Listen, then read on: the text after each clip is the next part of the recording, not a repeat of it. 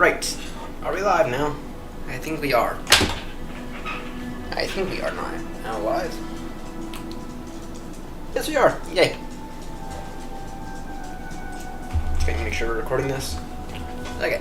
Well, we get to go from Estonia to somewhere in, I think, Turkey.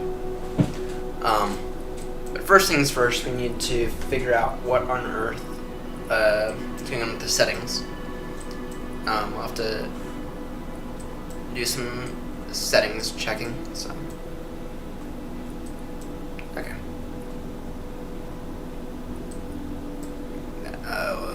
Not Helsinki.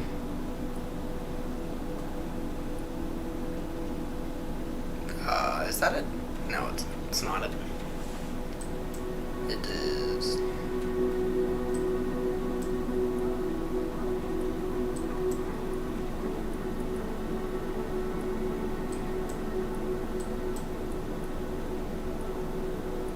Where is it? Doesn't help that we have the cloud layer. Okay, come on now. Am I being blind? I better not be.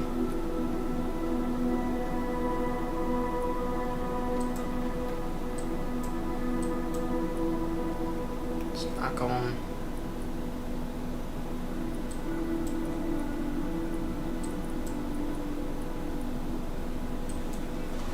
Where is it? Let me just verify it. I think that this is it, but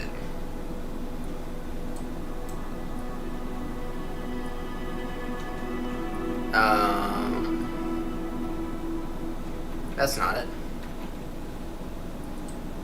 I'm really losing my wobbles today.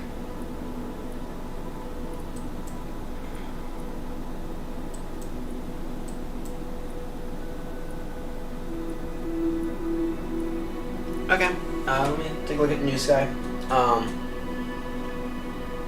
Unfortunately, today we will have to be using ChartFox data. We'll be using ChartFox data today.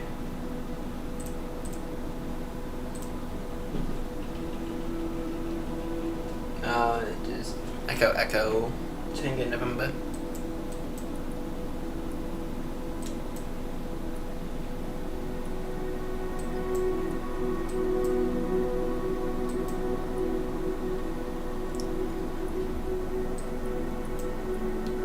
Aha, there it is.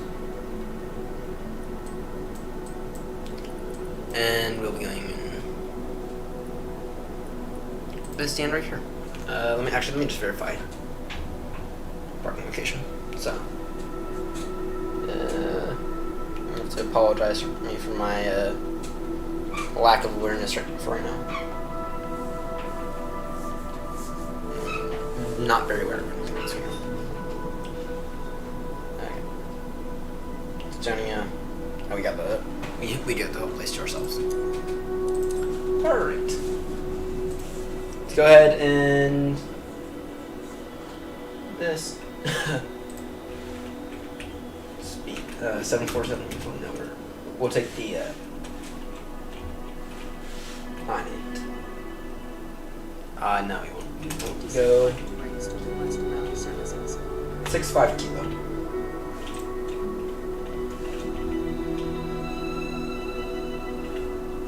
777-200, yeah.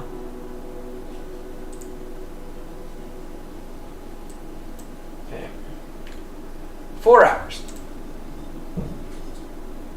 Actually, hang on. I mean,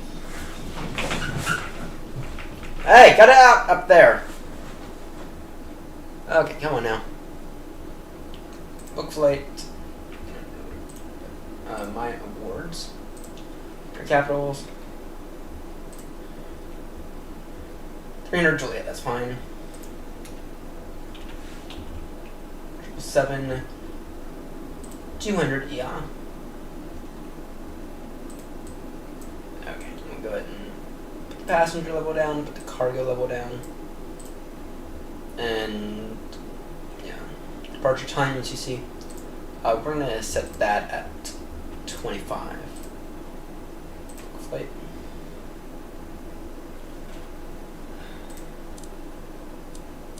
Okay, there we go. So, you're flying the wonderful 777 today. 777 that I think the particular registration of this aircraft is one that I have not flown on. Golf, Yankee, Mike, Sierra. Charlie. Right. Ground power available. Good. Okay, actually, no, we don't need the AP1 just yet. Adheres, align, emergency lights, arm. Alright. It's been forever since we last used the triple, so we will have to be good when it comes to it. Let's go ahead and get V-pilot up. Generate this OFP in some brief. We are a very heavy plane today. Quite heavy. Speed bed 300 Juliet.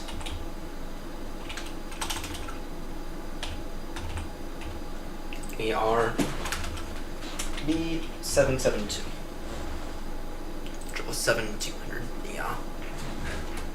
Alright. Moby flight would help. So. Right.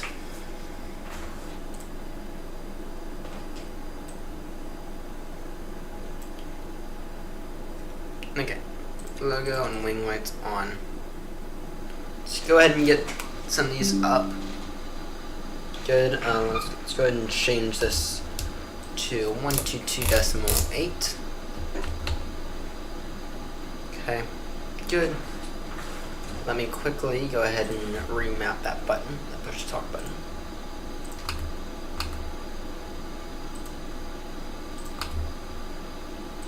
Okay.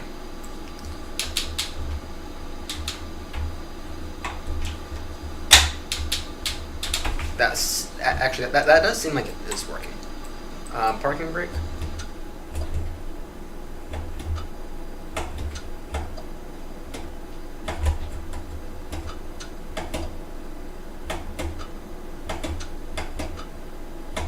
I guess it's working. Okay.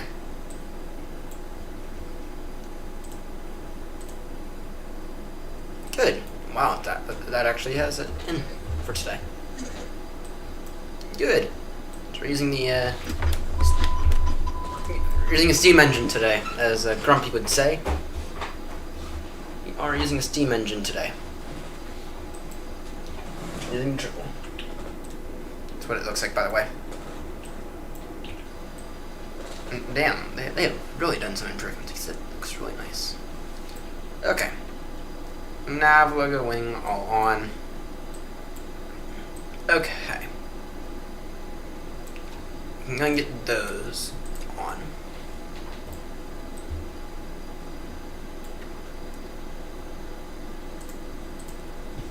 FMC. I'm gonna go ahead and minimize that. Actually, first off, let me just verify this. Good. Hey, good evening. Good evening, Seb. We are in the triple today for this really long leg. I know that this aircraft's not on, but I just want to verify we don't have any issues. Good. Beforehand. So. It is the 777-200 ER. Wonderful British Airways one. So, we go with the 200 because it's a little. I'm used to it because I fly it more. But it's also. It's also a little smaller than the 300. I own both. I just prefer to fly the 200. It's a little smaller, so. Okay. Init ref. And go with this. Oh, nav data update. let's go ahead and fix that real quickly. This is one thing about this that I do like. Electronic flight bag. No, that's not. It's not in there. It's been forever since I last did this thing. Install now data. So, okay. The one downside of this is that it does clear the FMC, so we don't want to do that much, but whatever. Okay.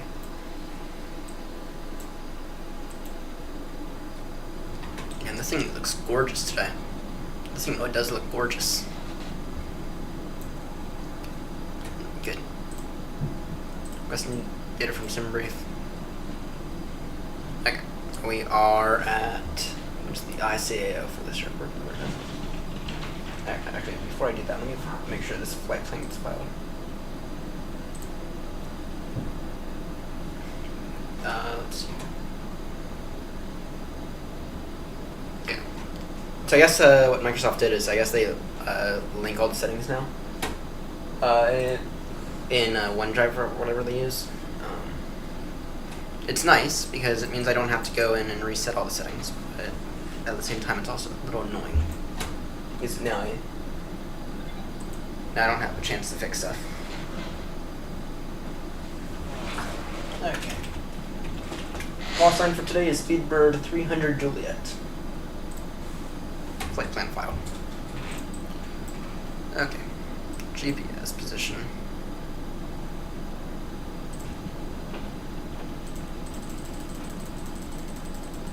Okay.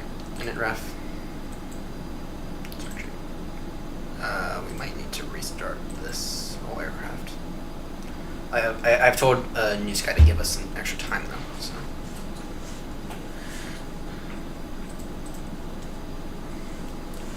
Let's see. Visit and then round.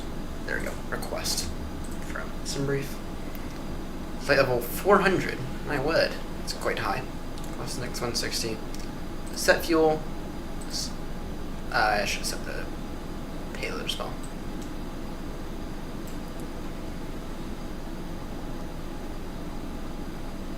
I'm an idiot for not doing that. You can tell I'm rusty at the triple. So. Okay. Load.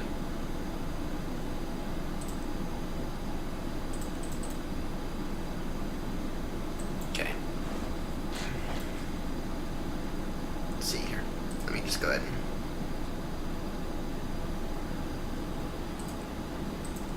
set payload. Return. Activate. Execute. Good. Okay. Now that we have that dealt with,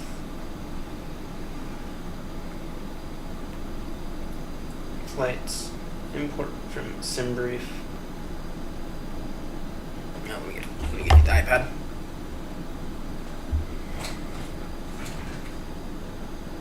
Okay, runway 08.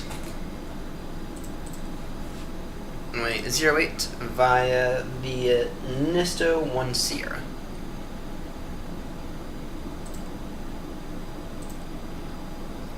Okay, go ahead and execute that. I was looking at the airport earlier, just trying to find the best place to park. So that's an initial climb to 1300 and then direct at Nisto. And that's about as good of a departure as I think you can get. Hey, I'm happy with that departure. Okay.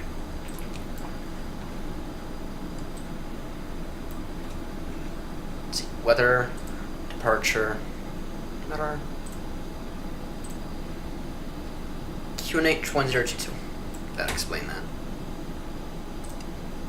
1022. Actually, there's another way we can do it in this aircraft. We can come into COM. Flight information, ATIS request. And we are at Echo Tango November. VATSIM. Send. We don't need to have it auto. That'll just keep it. That'll every time it updates, it'll send it as the fresh one, and we don't need to do that. Now, it'll give it a second, and in the meantime, we can go ahead and get the window heat on. Seatbelts to auto, just clicking on good.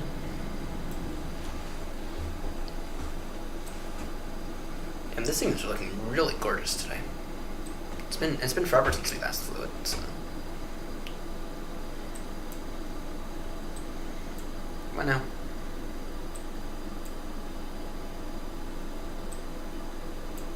It does take a minute to get it sometimes. There we go. Information Bravo. This is what I like. So when I say that this is one of those things that Phoenix really should add, this is what I'm talking about, right? It'll auto-generate an ADIS report. Okay. H1022.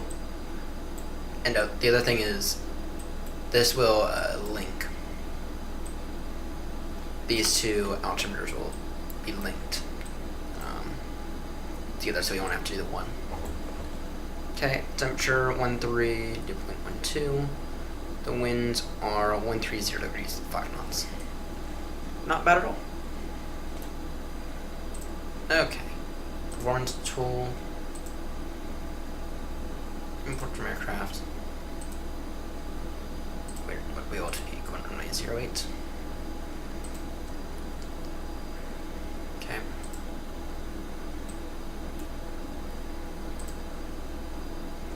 $805 on a flaps 5.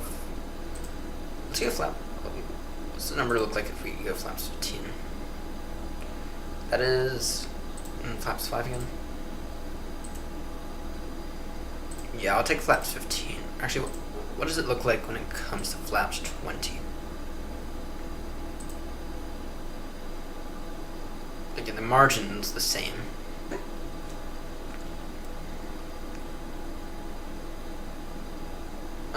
We'll go flaps 20. Okay. Let's see here. VNav. No, we need to go back in here. Ref. Accept. These will automatically calculate for us. Level 3900. What is filed in SimBrief? We'll take a look at that in a moment. SimBrief.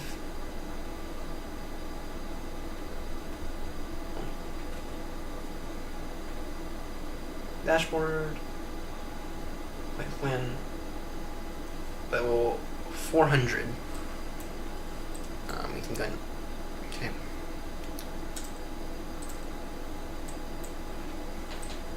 Level 400. Okay. Thrust limit. Take off. Flaps 20.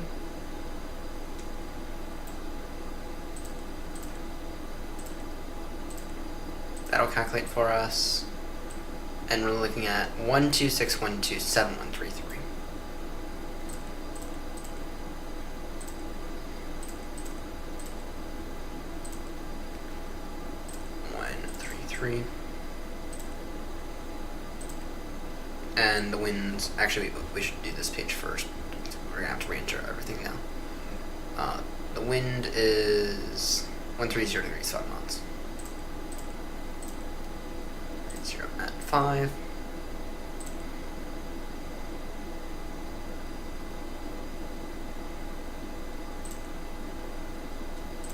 Two, 7. Sorry, 126. That's 126. Yeah, 127.133.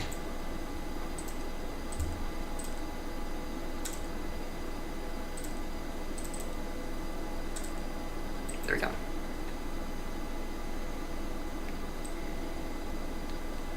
Alright, and I think we're ready to go ahead and get the APU on. And I guess we can do startup in position.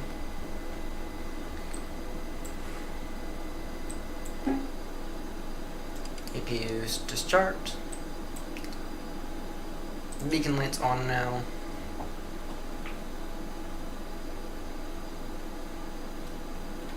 Just out of curiosity.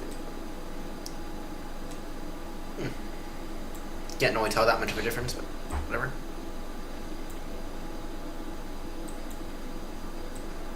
Okay, CPU ready yet?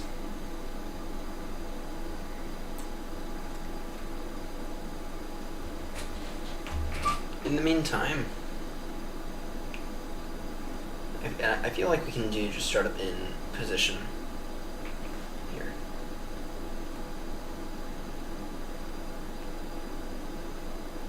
And that is a very, very short taxi.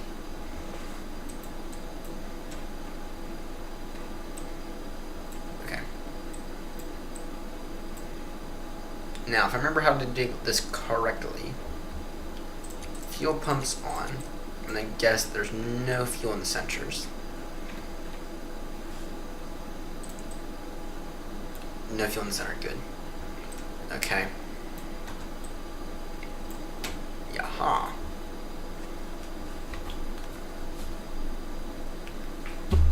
Tallinn traffic speed bird 300 Juliet, startup in position, stand Mike 22. Tallinn traffic. Okay. Parking brake set, good.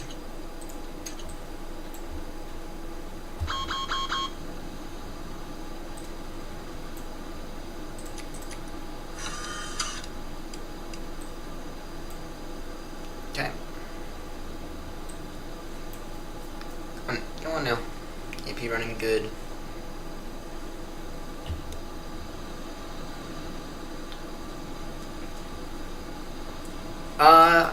Yeah, I've thought about that, and we're gonna resume the weekly bulletin board to Heathrow's here soon.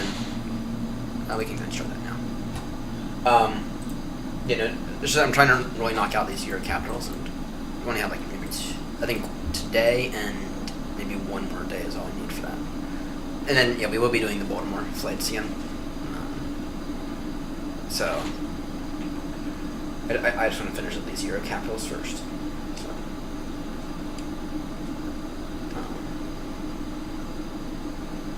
Does not look like we have. Oh, there is some ATC. There's Gatwick, but we're not flying to Gatwick, so.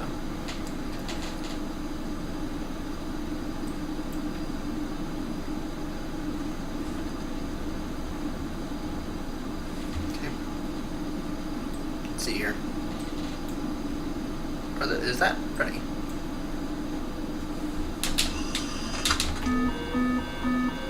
Good. Shut up.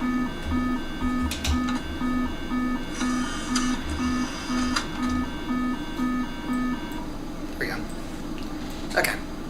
I think the aircraft's ready now. Okay. Yeah, so we'll be doing some flying in the USA once we're done with these Euro capitals. And we might try to do some day flying on Friday. So okay. What am I doing now? Ground ops. We need to remove chocks and we're looking good on everything else, right? Now, yeah, I forgot that's binded together, so we'll have to steer the feet today. Okay. Taxi lights on, strobies on, okay. And what are we taxiing via? Taxiing straight ahead, and right now I have to look at Algraph. I think it's an Alpha. Yeah, taxi via Alpha and Bravo. Tallinn traffic speed bird 300 Juliet, taxiing via Alpha and Bravo to runway 08 for departure. Tallinn traffic. Okay.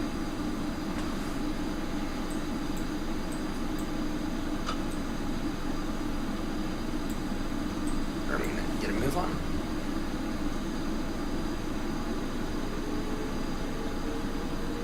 There we go.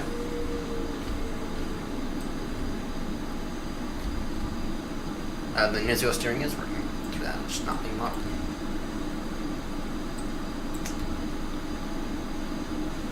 Yeah, and this thing feels very... We are off the ground a massive amount. It has been forever since we last used the triple. I've been trying to use other aircrafts, specifically Airbus ones recently. But I thought for a 4-hour flight, so what you guys estimating it as, thought, okay, it might be worth trying to use the triple.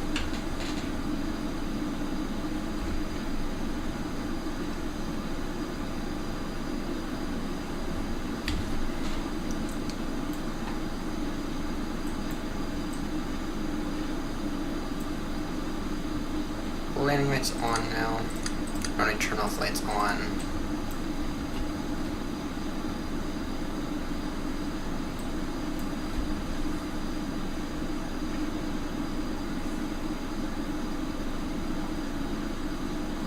Right, if I make a mess of this, don't blame me.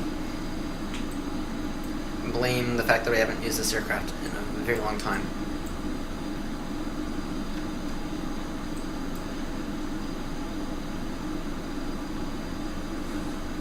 In other words, still blame me. But hopefully New Sky won't bash us too hard if we do an off-center takeoff and or landing.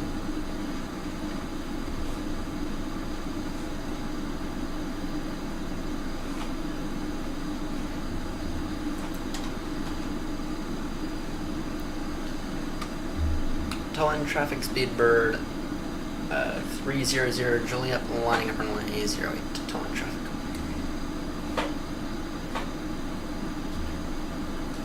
Okay.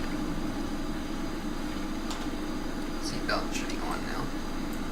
And I don't think we get any. We can ignore the checklist. Can safely ignore those checklists. APU off. Oh no. Let's get straight.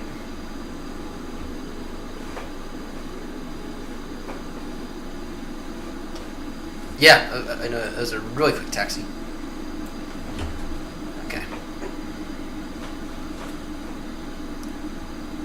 Tall traffic speed bird 300 Juliet taking off via runway 08. The Nisto 1 Sierra departure. Tall end traffic. Okay. I guess we're not. And this way, I guess we do have the checklist. Forgot to set flaps.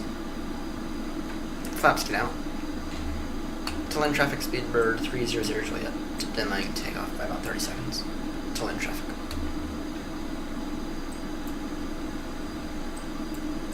Okay. I guess we should do a flight control check. Full up. Full down. Full left.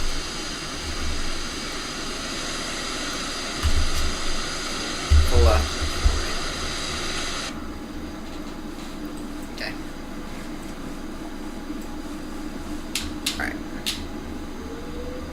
Soka. Tall end traffic speed bird 300 Juliet resuming takeoff runway 08. Nisto 1 Sierra departure.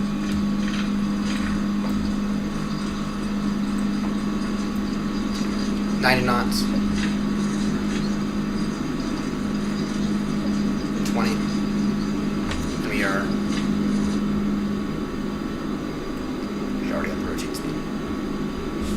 Okay, positive right gear up.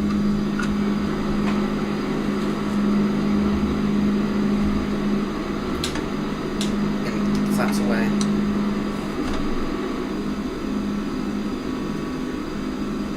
Flaps all the way then. In the turn.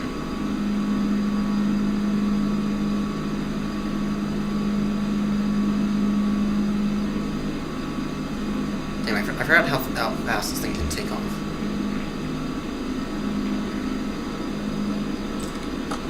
Pilot on.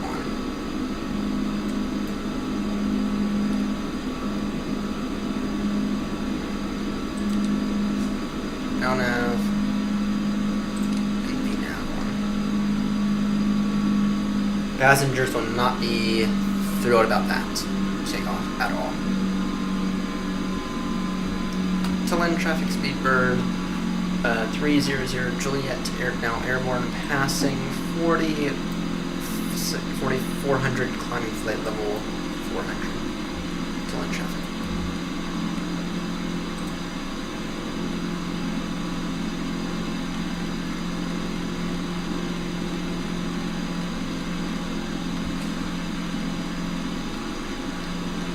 Hopefully News Guy's not going to bash us too much for that off-center line takeoff. It's under pressure now.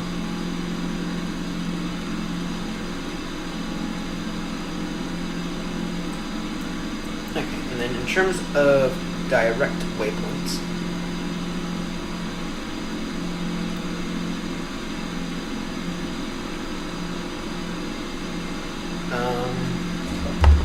let's do a direct Sakura. We are headed down, all the way down here to,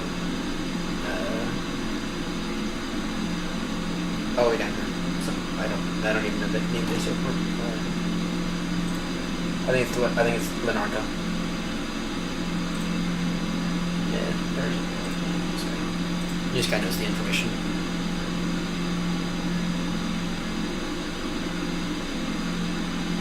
Yep, we are headed to Linarca.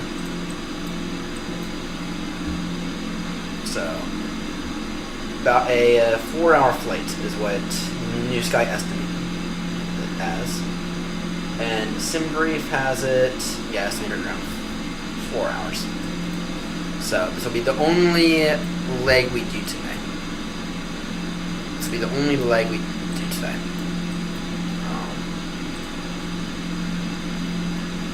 And hopefully you don't mess stuff up too much, because if we do, then we'll have to repeat the whole flight. So,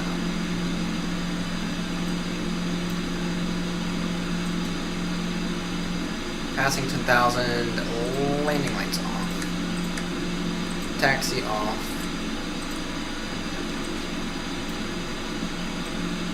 So, I did not. I have been working most of the day. I didn't even see the. I didn't even see any events for today. No, I woke up at like noon today and then immediately after work, and the work was crazy, so I did not have a chance to look at anything. I had a chance to schedule the stream, but that was about it. So now there's some ATC online at Baltimore, or online in the US. Nothing crazy. Nothing crazy.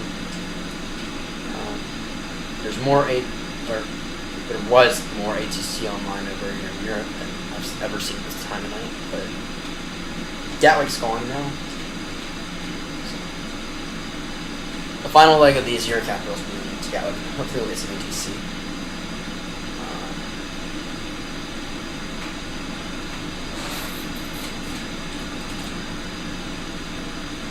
So, anyway. Yeah, this struggle is looking absolutely gorgeous. With all this, with all the lights and everything, it's looking absolutely gorgeous. Down.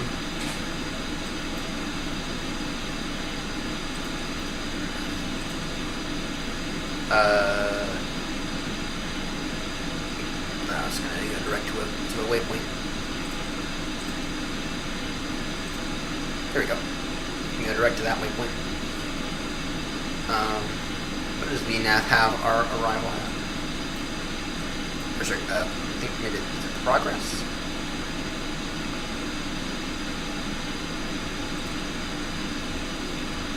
Stated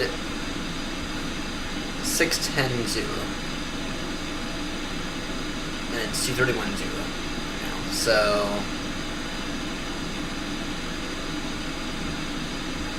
okay. That's not bad now, is it? If you can get in half an hour early.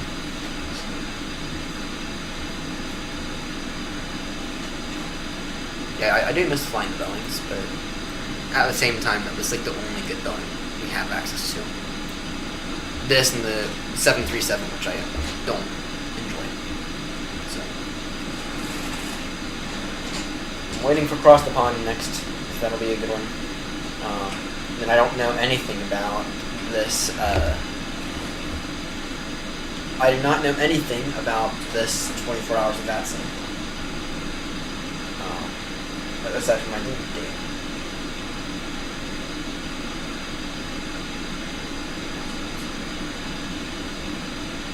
It is October 4th going into October 5th. I think that's not bad.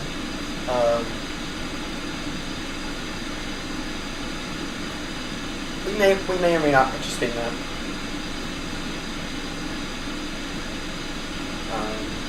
4 o'clock. We may or may not participate in that.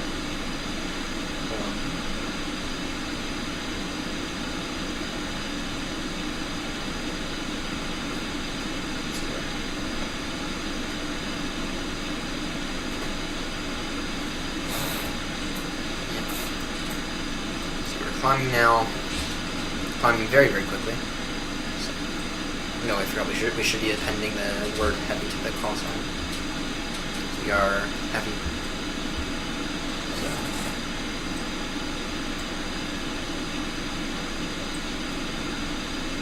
Alright.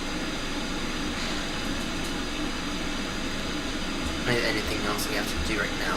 Or I think the rest is just for our descent.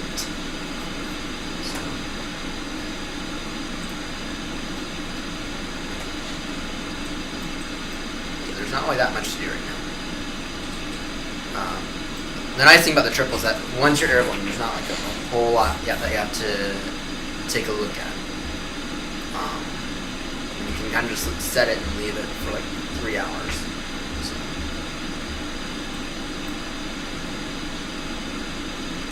Go ahead and run through all these checklists. Checklist override. Normal. Checklist override. Before taxi, checklist override. Okay, after takeoff. And then, yeah, the next checklist we have to do is the descent one. So, let's see here. And we can go to the passenger other seats now. So, right here, what's up with the frames? Don't want to deal with bad frames. They appear turns now. Do not want to. I'm gonna move this actually over here. I think that'll be better. Debug. Display FPS. Getting in the upper 30s, which is good. Upper 30s. I'm happy with that. And that's what we now want to FPS from. If we were to throw on auto FPS.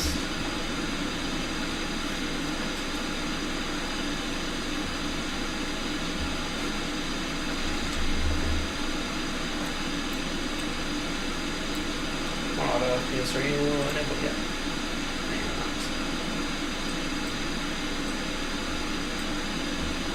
There you are. Okay, that's some interesting testing right there.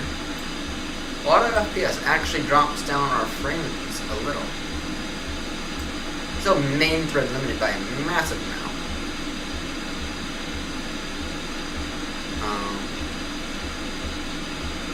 But actually it's not too bad. About 26, 27 milliseconds to render a frame for the CPU, and then the GPU is taking about 14, 15, so it's not great, but it's not horrendous either. And if we were to disable auto FPS, so I feel like auto FPS, just throwing it on, just brought down a bunch of stuff. There's auto FPS.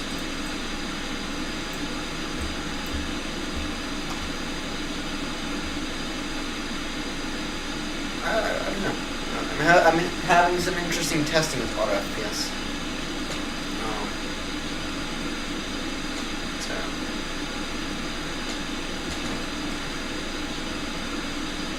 I want to say that I'm going to go out on a limb and say that it's about the same. Either way, though, auto FPS is not working as well, or it's not as useful as it once was. Back in the early days of FS24, I would not dare to use auto FPS, or not dare to use the same auto FPS. So this is what auto FPS is. Essentially what it does is it adjusts your object level of detail and your training level of detail as appropriately to target a certain FPS amount. Right, so I mean it's usually targeting around 40. That's what I think it does. It'll auto. You could tell it like target 40, or it could just auto do it.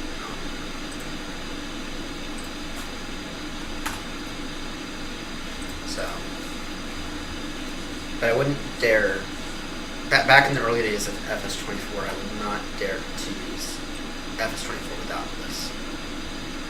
But now it's actually the point now where I feel like we're getting better frames without it. So, the question is dynamic settings enabled? It is. So that is a question. So I wonder if it's interfering. Let's do some frame testing at some point here soon.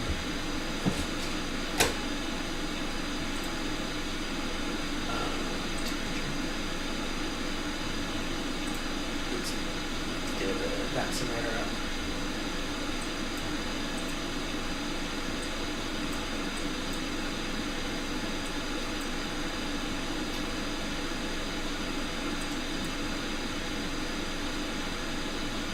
Nothing special is going on. We're in a bit of a storm right now, but that's usual. That's a radar stuff. I still miss weather's in here now. We're in the middle of a storm, but not a massively bad storm. So. And then you get all the way down there, and it should not be. Like, we're gonna be fine with the weather down there. It's not bad though.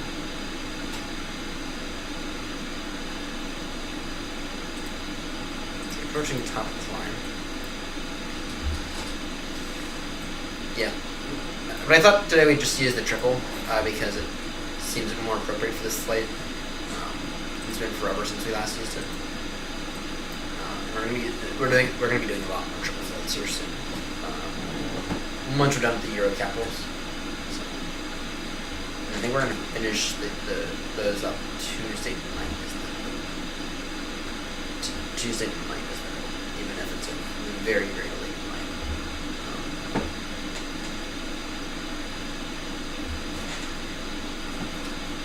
So I think it. Oh, it might take us another day. Let's see. And if we don't pass this one, then it definitely will be another day. Oops. So, yes, we're doing this long leg here. And then it's Larnaca to Belgrade. Belgrade to Schiphol to back up to Stockholm, Stockholm to Brussels, and then Brussels back to Gatwick. So, yeah, I'm actually this looks like it's going to be 3 days worth. 2 days worth. So figure these 600 ones are 2.5 hours each. This 851 is about 3.5 hours. So okay, I guess what we'll do is we'll knock these two out on Tuesday, and then perhaps Thursday night or Friday we'll knock out these final legs from Schiphol to Brussels, or Schiphol to Stockholm, to Brussels. Or Brussels and then Gatwick. So.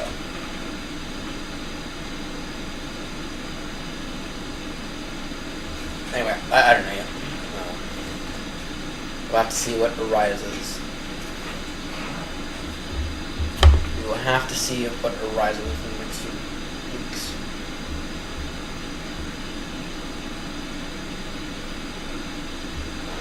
It's a 4-hour leg here, so this is going to take a while.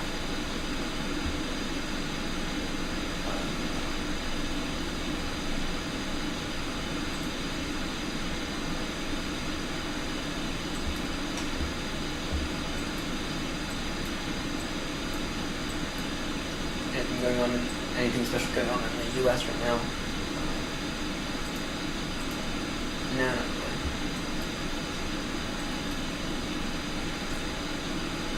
In LAX tower. In LA's towers online, so.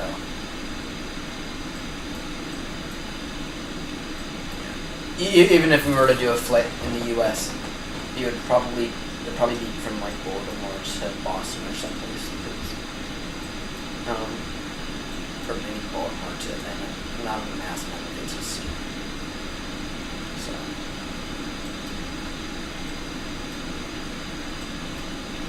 that's it though. I am curious to see if the oceanic people will come online.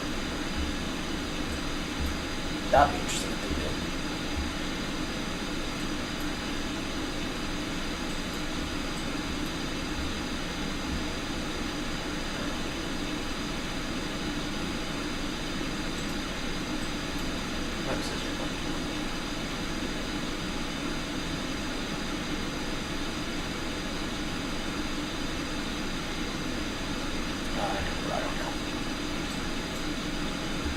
Alright. There is an airport down here in Vietnam.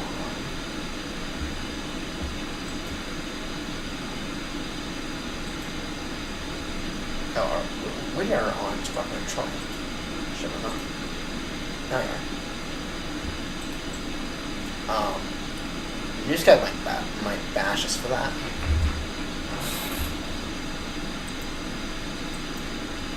I'm almost tempted to make a return for the sake of not getting completely bashed by New Sky.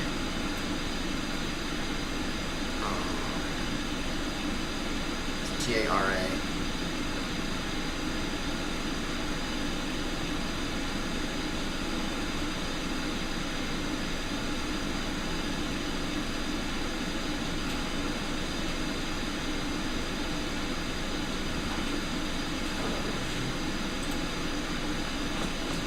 Tempted to make a return just for the sake of not getting completely bashed by New Sky.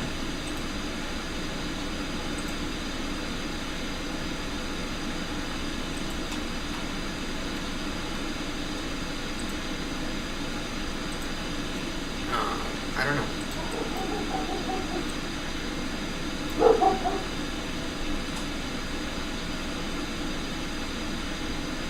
Okay.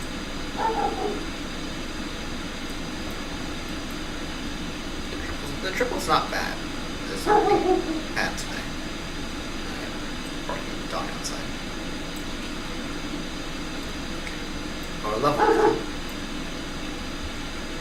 You're level now. Everything was off. That should be off. Okay. Here's something that I'm going to point out that.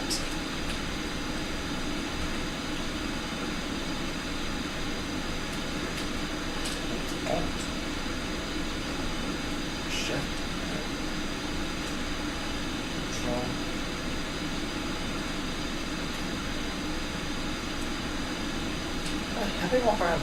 Here it comes. Shift up. Yes, it is. Okay, here's something that I'm going to point out here that I do think that they do well. If you're flying a certain airline that regularly operates the triple, they will brand the inside of the plane to the livery. Right, and so here's British Airways one. Here's what British Airways looks like. Not bad at all. I am curious. So you have a fresh memory of what economy looks like. These do look like British Airways seats.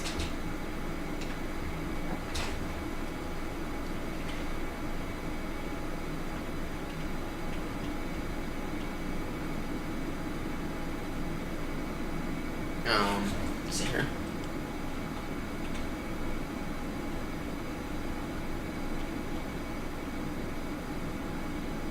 Yeah, I'm gonna say that looks pretty accurate to what it looked like when I was flying with them about a month ago.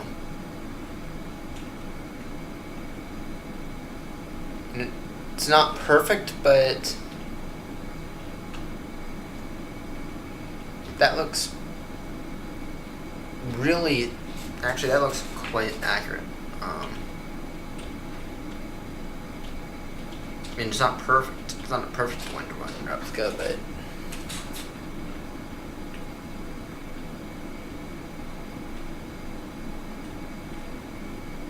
a photo. Well, okay, it's not as good as I thought it was. Because these are touchscreen only. In the real aircraft, these are touchscreen only. But okay, that's not bad at all.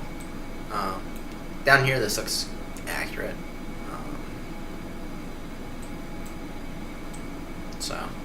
And the seating layout is also accurate. Got some nice seats in the back of the aircraft when I flew with them. Got these two nice seats.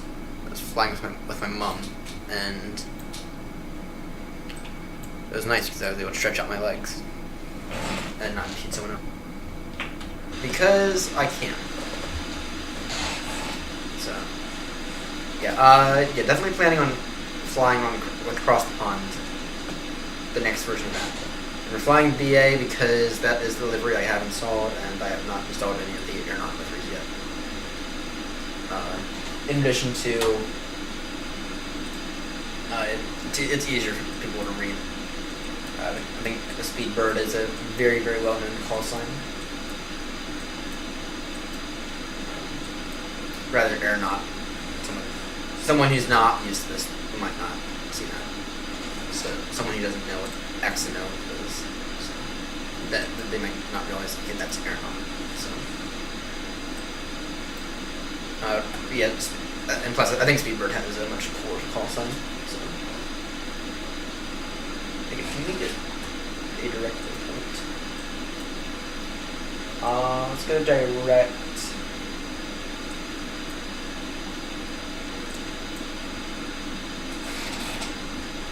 Let's go.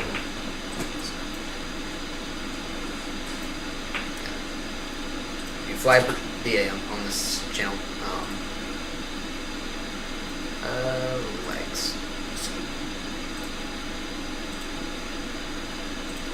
Maybe shave off a few minutes. That's fine. Actually, let's go one more. So we.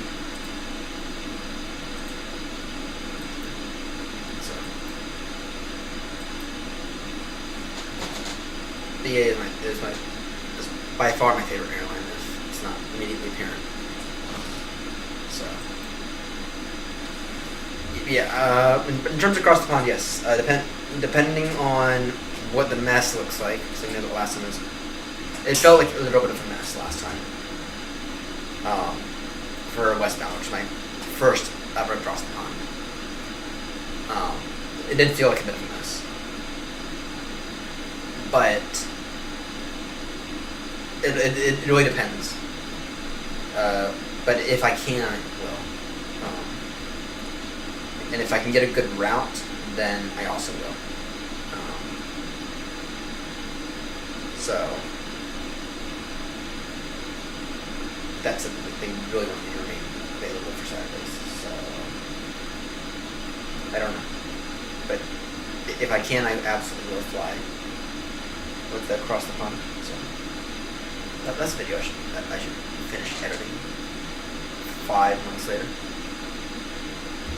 My first ever across the pond, the disaster that happened. Good title. So,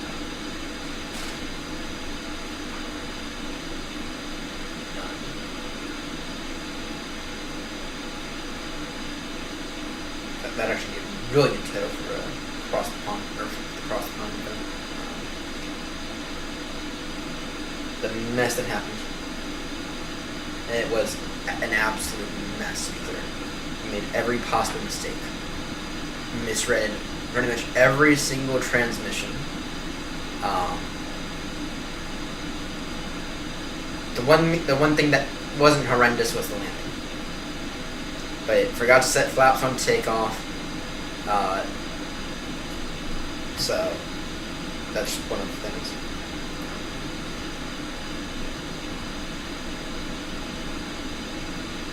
Here's what an economy seat with the BA looks like. I actually thought it was quite good. Quite a good economy seat.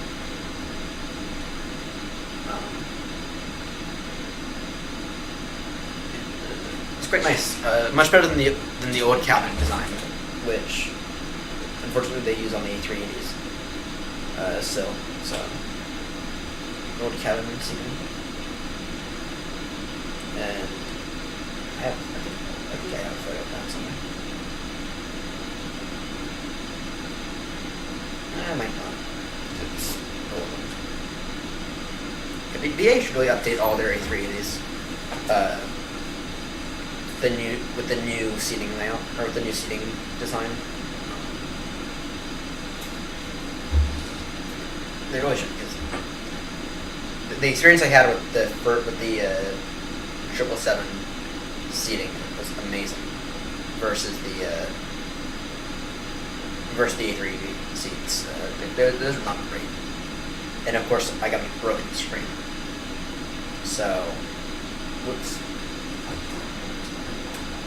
And then I asked the guys to reset it, and he forgot, and I just gave up after that.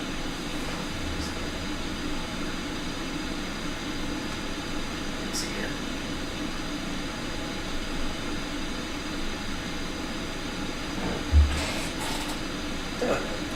I don't have any video editing software on this computer. At least not right now. Let's maybe you can watch me edit the video real quickly while we are at cruise. Let's see here. Let's find a video to edit. Maybe we can finally do the cross the pond one. Okay, yeah, let's do that.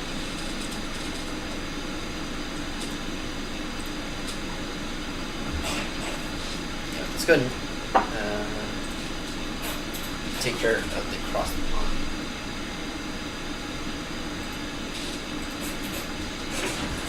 Here, channel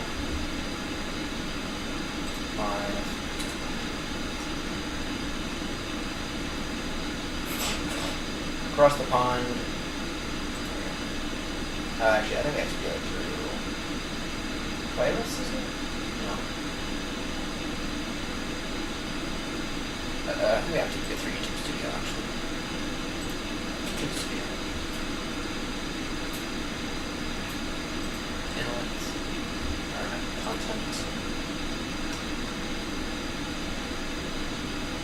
Live.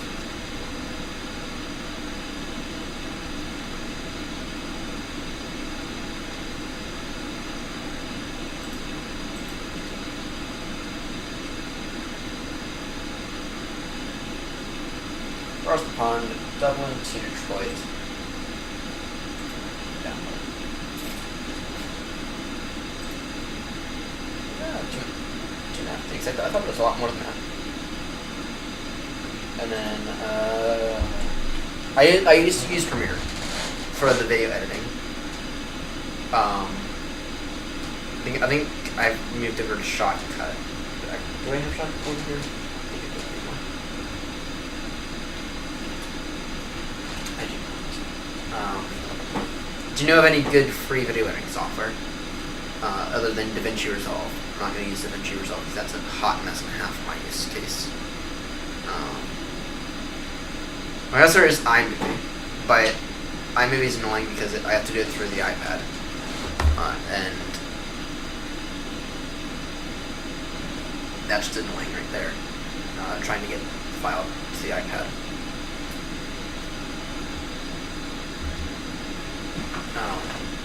Do you know of any good free video editing software that won't install viruses on the computer and leave a nasty watermark?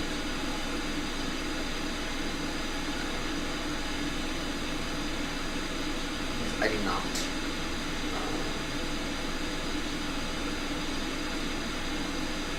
Oh, thank you. Yeah, I find that it's better for the channel if I only do like one per day. So,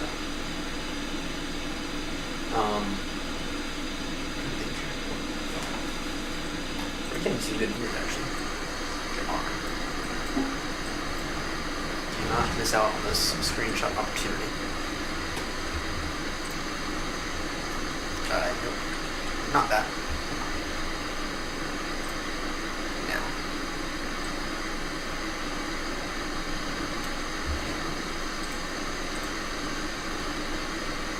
Come on now, why not? There we go. Not bad at all.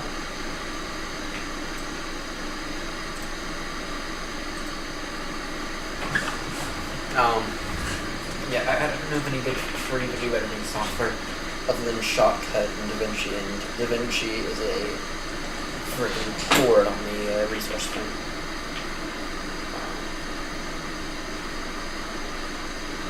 Shotcut's really old and doesn't work all that well. I learned that from the recent video, that EUD one, that USA, the most recent video.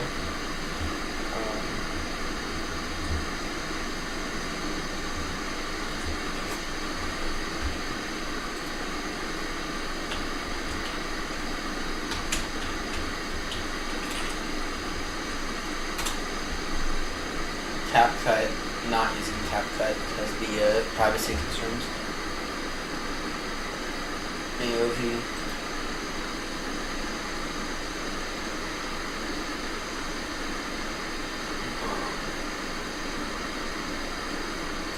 That has potential.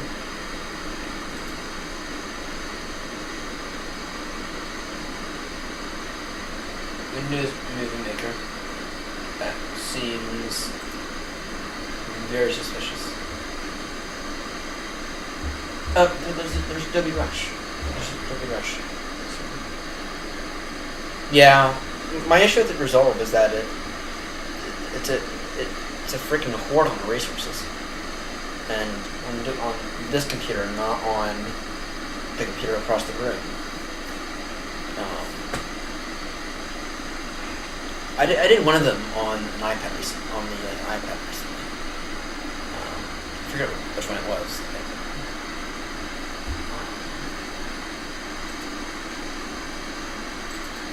Blender's not a good option though.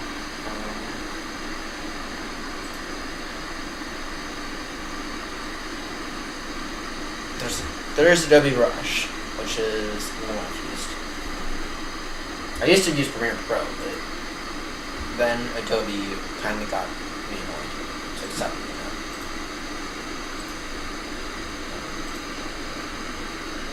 I guess we'll give Shotcut another go.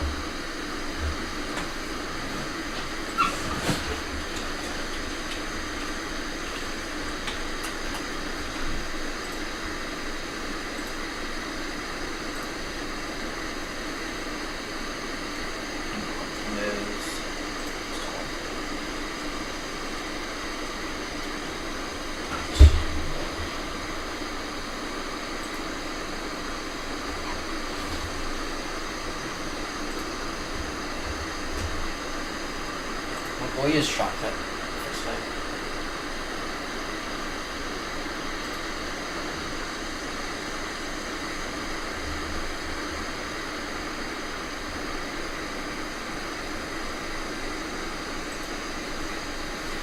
Shotcut's not horrendous, to be clear. It's just not great either.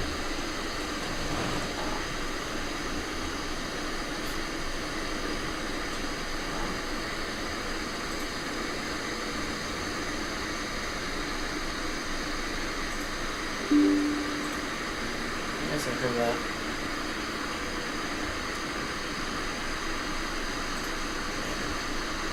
Probably we'll get some stunning screenshots as well during this flight.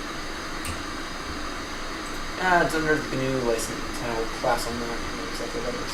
So, it's the same license that Linux is based on.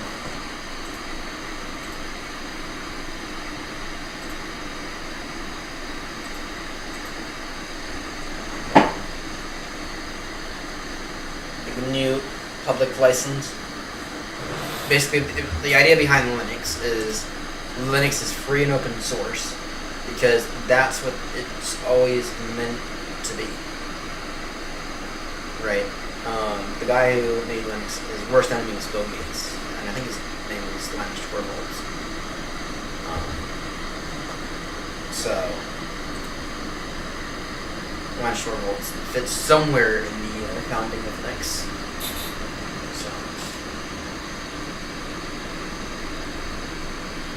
The idea with Linux, though, is that it's free and open source for everyone. If you make a change to it, it has to remain free and open source.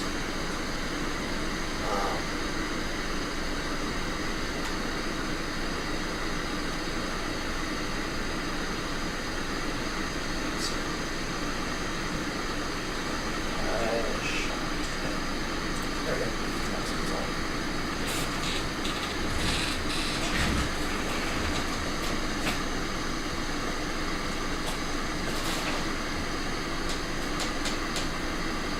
I know, right?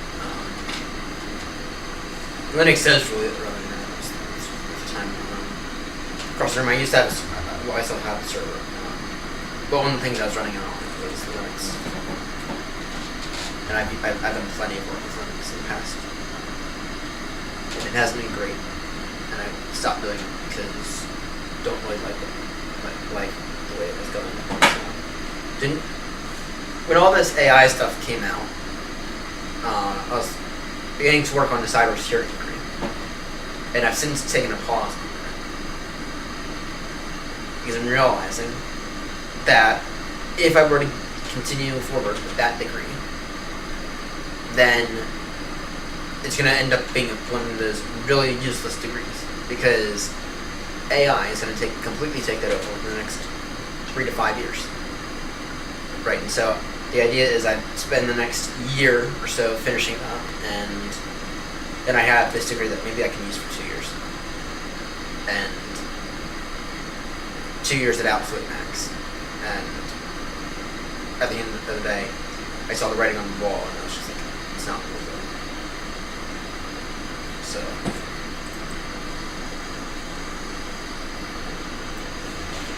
just quickly make sure there's no failures going on.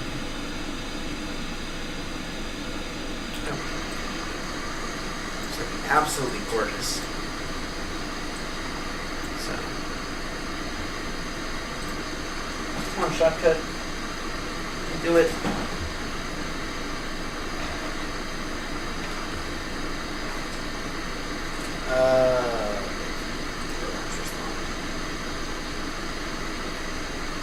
How dare it crash? First piece. There we go. Okay. Before I forget.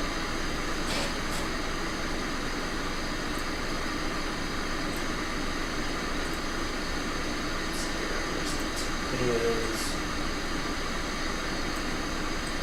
Let's get move all those to the stream goal. It's going to be 80 gigs. I think that's not good. That much, right?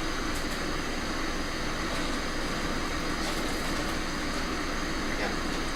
You'll see that the previous streams have all added up to in storage. Over 80 gigs. And that is for the 24th. Was it? I forgot to delete this. That can cancel that process. Yes.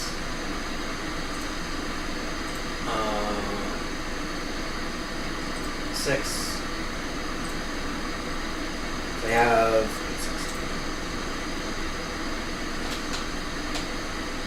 So one of those previous streams was 6.5 gigs, and then the other one was 14 gigs. No shit, these are all going in MKV files. I have to tell OBS to change that. I have to tell OBS to change that. It's not an issue to convert them. You can convert them quite easily with the VLC. But still.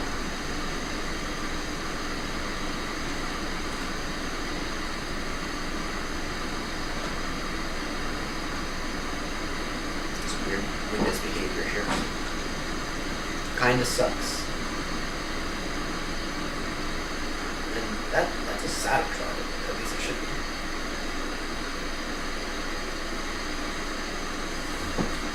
Anyway, I thought that weird behavior only applied to NVMe drives.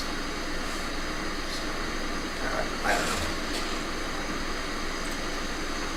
My main boot drive used to be an NVMe, but then I guess it was like 2-3 weeks ago now. I decided.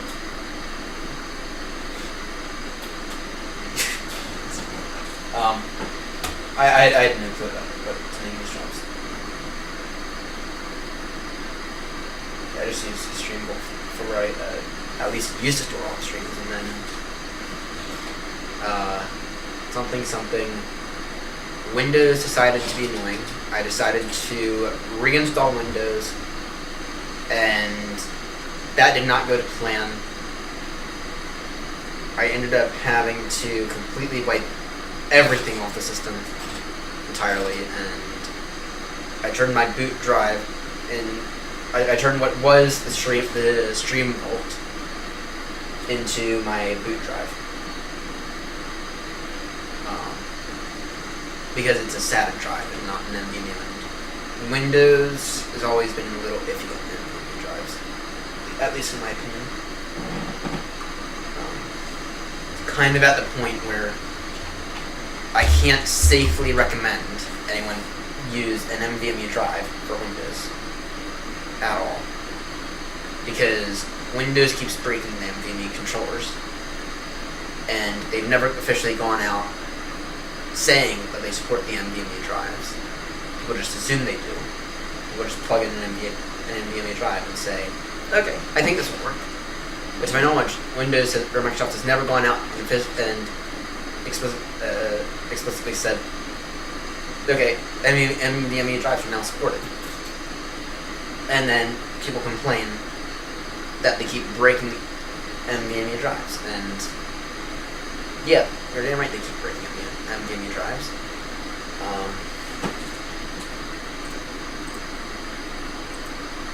Yeah, they're going to continue to break NVMe drives as well, at least until they begin to fully support them. So,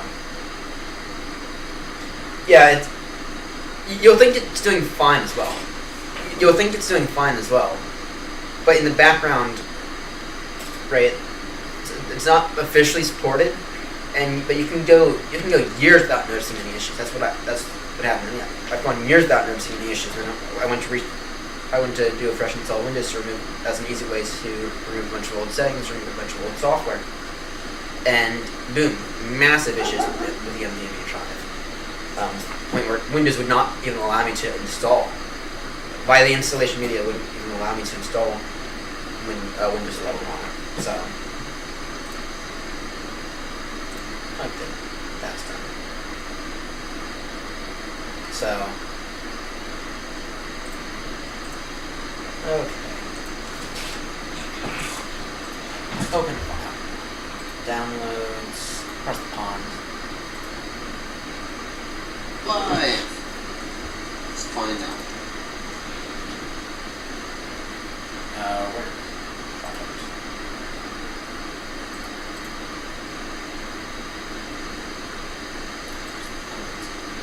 Add That's it's going to use up all my memory. I have 32 gigs. I feel like that should be enough memory for this, but it is, I think, a 7.5 hour stream. But yeah, at the end of the day, I can't recommend anything, any NVMe drive setting right now, because, at least, unless you're going to use Linux. But I mean, Windows, they keep breaking the NVMe drives, and it's annoying. Am I getting this right?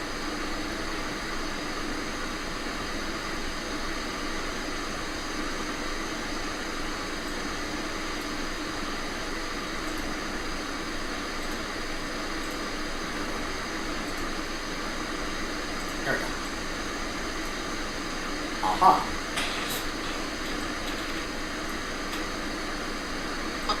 That's what you're. I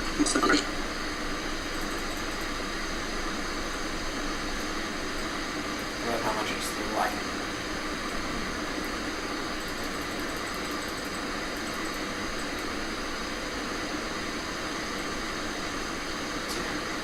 "9.5 hour stream is when that was.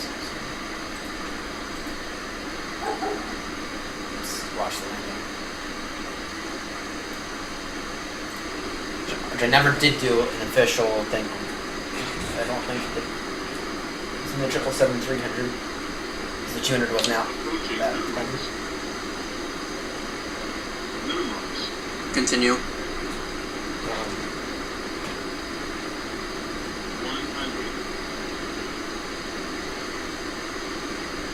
50, 30, 20, 10.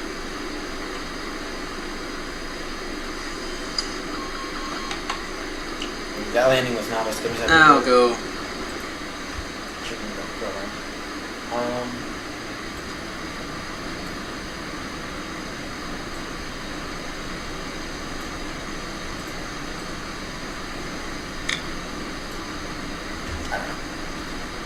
I don't know. I don't know how I want to edit this. That'll be something I do off camera. Main.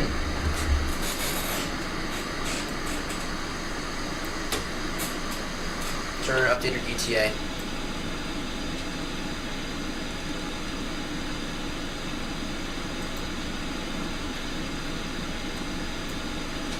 Any update on the ETA here? Progress 140, so 3 hours or so. That's not bad at all.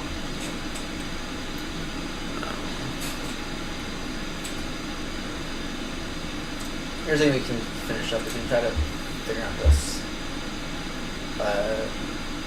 plane evaluation. Yeah, with this plane evaluation, I'm ready to like make the video for it and just say, put out here. Okay, this is what I have so far. Help me improve this. So that's what I'm ready to do with this thing.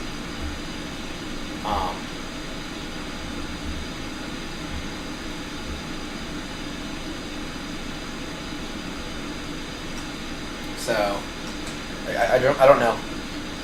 This thing. I guess what we should do now is we'll vote out for the 777 here, which I know quite well. Okay, and that's not necessarily EFD. Okay. Yes, this should. So I guess what we'll do is from the top. Flight deck. Realistic looking displays. Actually, let me see if I can't try to do both. Okay. Add display. Display. Existing sim display. Display capture. Add existing side display.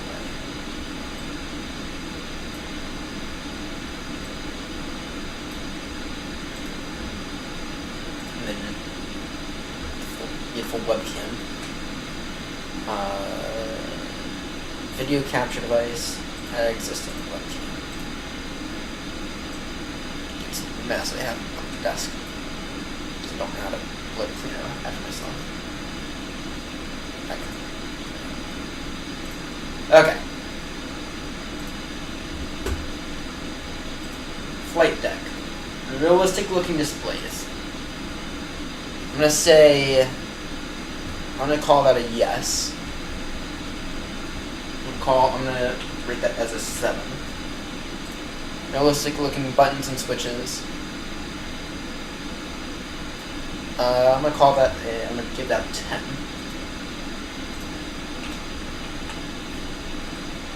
Detailed analog sensors. I'm gonna give that. Oh, right, that's true. Actually, yeah, let me do that. Thanks for bringing that up. So that's good. Copy.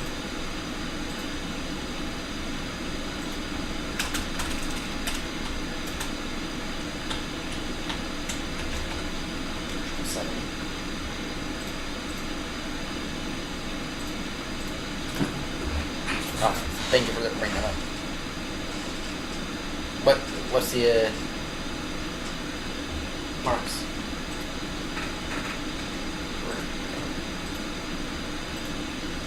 Okay. Realistic looking displays. I'm gonna give that a 9 right now. Give the realistic looking button and switch. I'm gonna give that a 9. I think a 9 as well.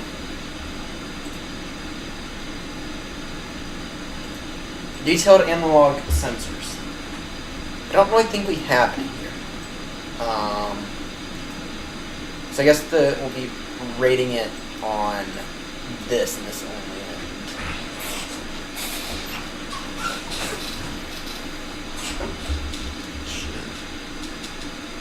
It looks kind of flat. It's 3D in some parts. Yes. Yes. I'm good.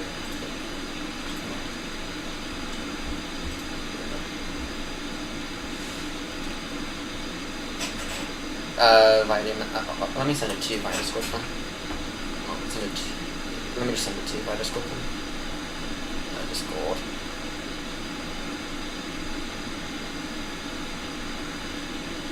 I don't have Discord on the computer yet. It's not a new computer, it's just that when I had to reinstall Windows, I haven't reinstalled a lot of the software that I used to use.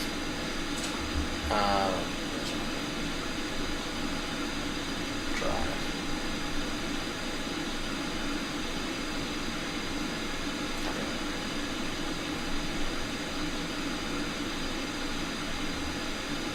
There you go. It'll be in the Discord.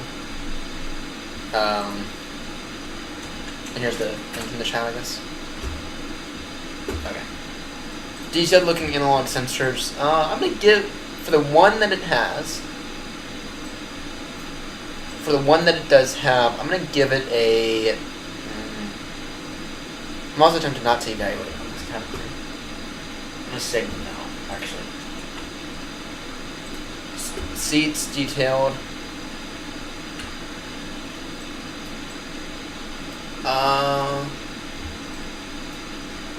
Yeah, that's reasonable. With the seats, I mean, I don't think you can really get that much better. I mean, it does look a little like, it doesn't really look that realistic, but it's also about as good as I think you can get for a sim. So give that a 10. Color accuracy. We'll give that a. I think we'll give that a 10 as well. All right, and then we'll go ahead and what we'll do is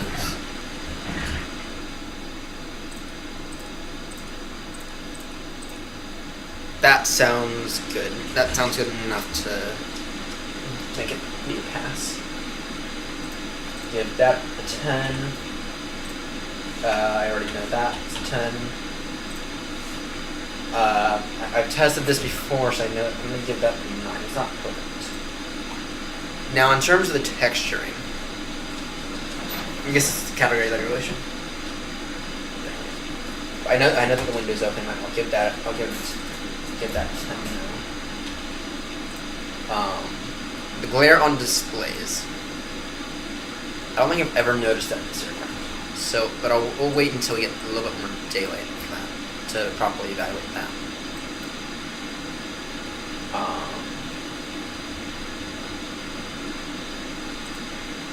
Built-in calibrations for throttles. That is an immediate fail. The minimum input lag, that is a 10. That's another 10. That's another 10. I felt that before. I do know that this thing supports extra MCUs. Virtual, I'm gonna give it a 5 because it is capable of it via Simbox. It's not like the Phoenix where you can open up a web page and use it. I'm gonna give it a 5 because it is technically possible. Okay. SimBrief integration, 10.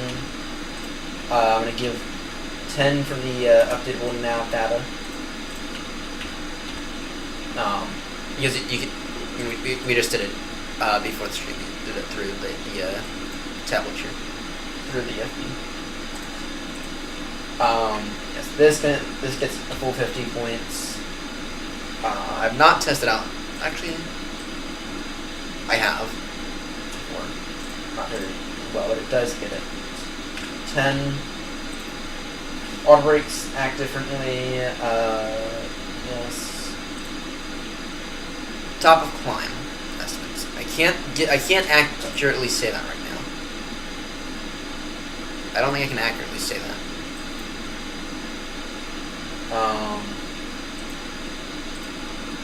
Estimates for passing the. I'm gonna give that a 7 because it does, especially when you're flying from like Baltimore to Heathrow.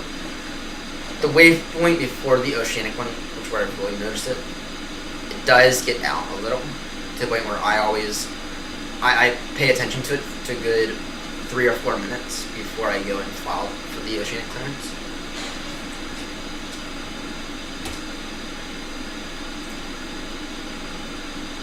Yes, this is accurate. 10. That is a 10 as well.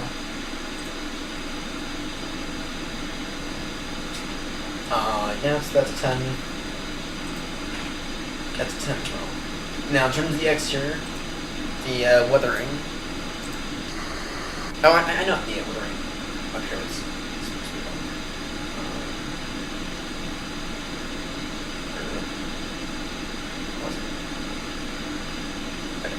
the texturing. I know what that was supposed to be. Texturing on.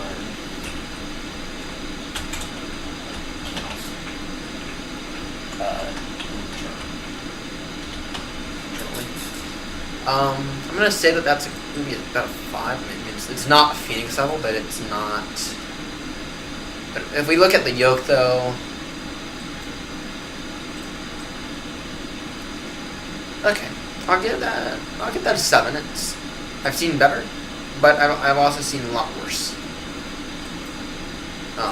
The Dreamliner is a lot worse. I've seen a lot worse with that. So give that. I'll give that a 7. And we have to wait for the glare on the displays.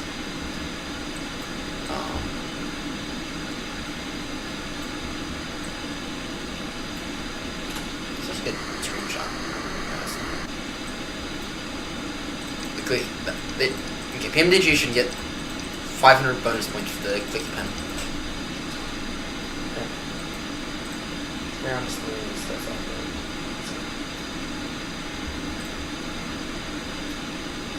Estimate, we have to do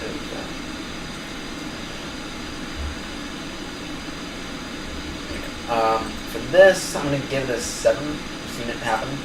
It's not the best, but it's a 7.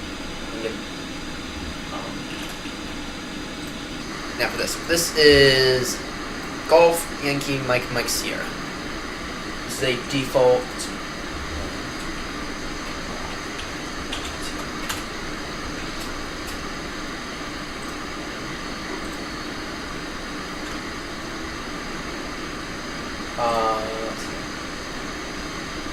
call that accurate. The main thing we're looking for is to get the head of it.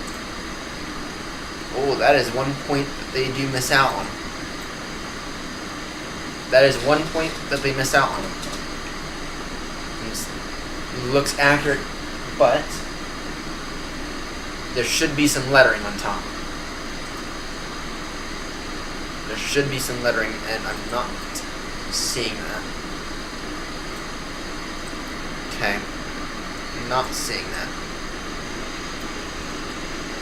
That's so that we look at the tail, though.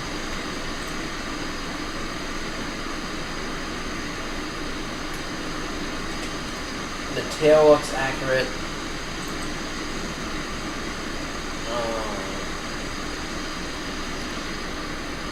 Okay. I'm gonna give that a. I'm gonna give that an 8 because it should say like Mike Sierra on top of here, and that's what BA does for all their aircrafts. And I'm not seeing that.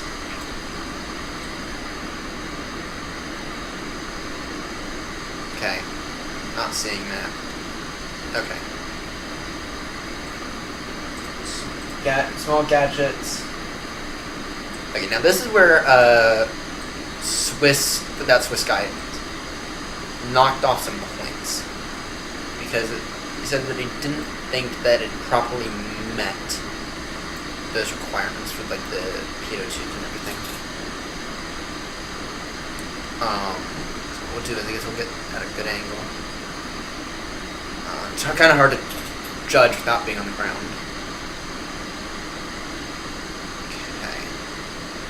I do see it. I do see those pitot tubes. Alright, I'm gonna give that a preliminary 7. Now the walk around functionality that does not exist. That gets a 0. You can walk around the aircraft, but you can't exactly like touch on anything to see. Right. These brakes are at this level, right? It's not exactly full integration. We still walk around it.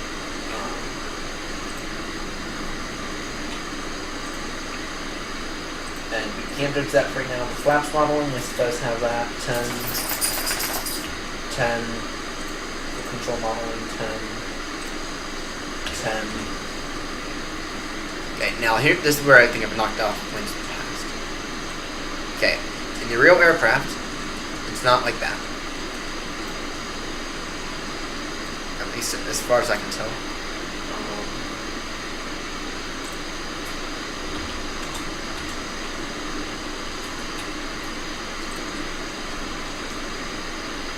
Maybe it is. I'm gonna give it a pass based on all that.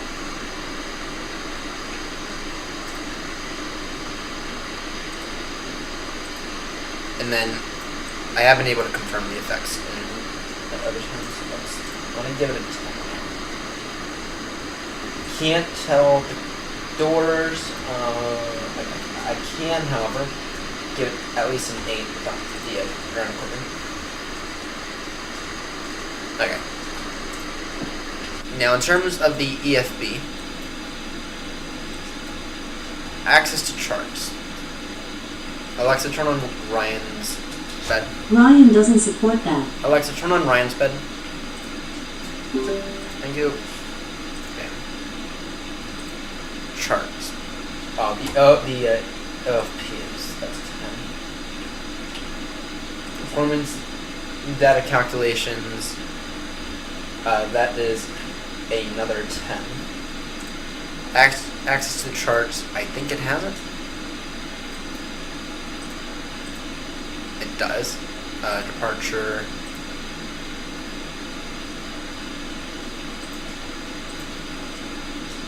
Star. Okay. Yeah, it has the charts.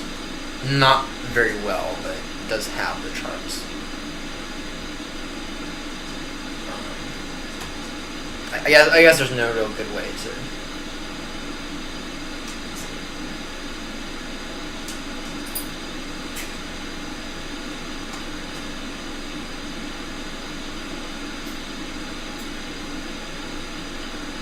And I just got an email about you, actually. Where is it? Wait,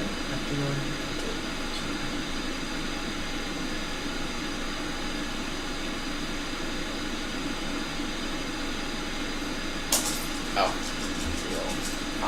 I see. Okay. Is you resolving the comment? Oh, where? Okay. Functions well. I'm gonna give that, access to structure. I'm gonna give that a 10. I mean, I can't exactly ask for any better than this. Functions well. I'm gonna give that a. I'm gonna give that a 9. It's been buggy at times. So it's not horrendous. View mirror. Yes. That's a 10. View load sheet. We can do that through, not through that, weight and balance. I'll give that a 10. Built-in pushback. Now this is where this thing fails. That is an immediate 0. It does not have built-in pushback at all. You have to use either GSX or toolbar pushback. Ground operational controls, I guess it's kind of not a great time to say, but yeah, we can. We can do it. Actually, let me just verify that there's no pushback. Automated ground ops.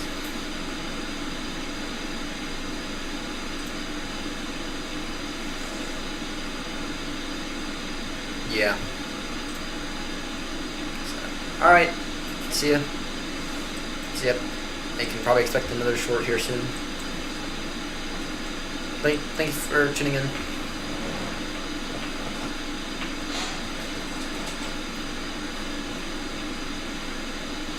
Thank you for tuning in. Operation controls, that's going to be a 10, I think. Checklist, yes, should have it. Appropriate settings.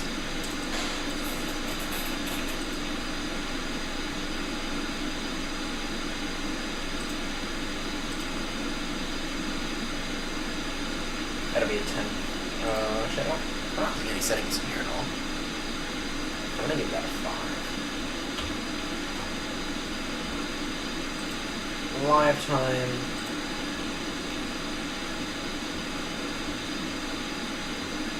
That is not the accurate local time. Oh, it might be local for like the area where we're at. Lifetime. I'll give that 10. Benefit down. Liver manager 10. It has that frequent updates. I'm picking a 10 on that. Easy to install. Previously, I would have said that is a 5, but it's no longer a 5. It's a 10. It's the operations center, and that's easy to install as well. Easy to reinstall if needed. Yes. Easy to purchase. I'm gonna give that a 10. I don't know about it being I don't know about this one. The Xbox available, yes, I know they're having some issue with that, but yeah. I guess it is an easy way we could test. PMDG dot.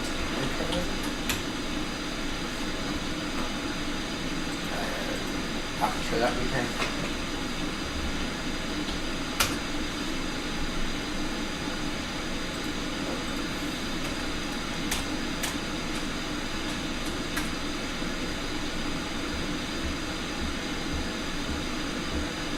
More. Yeah, I guess you can't really tell. Well, I guess I could probably find out if I were to use like a VPN or something.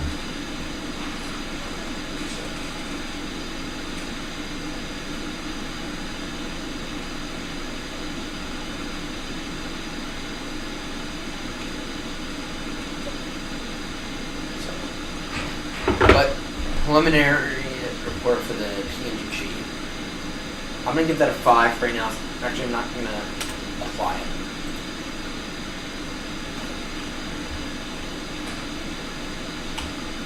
I'm not gonna apply it at all.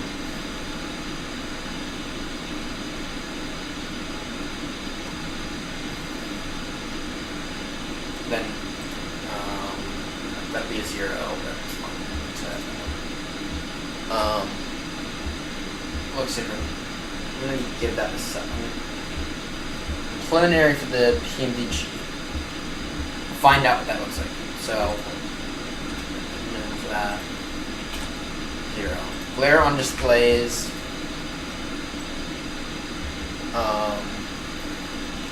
I'm inclined to say that's a no.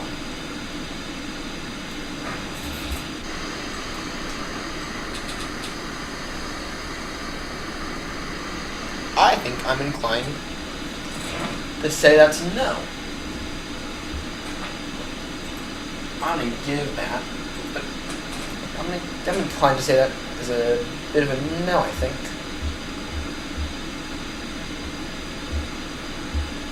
I'm gonna give that a 0. I'm gonna give that a 0 for now. Because I feel like this is like a scenario where we probably would have at the very least a little glare. I'm gonna give it a 0. Man, PMDG, you've got some work to do there. Yeah, I bet holds true.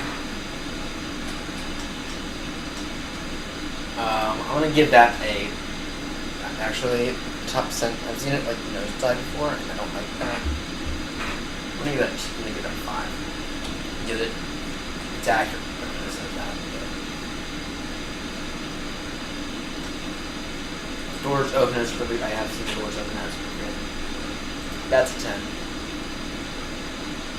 Okay. So if we had to rate this, let me do the math here. So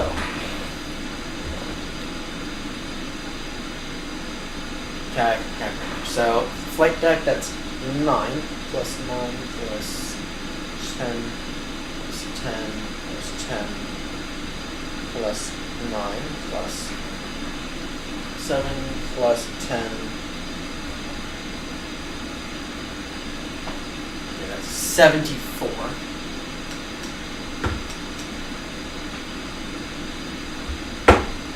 That's a 74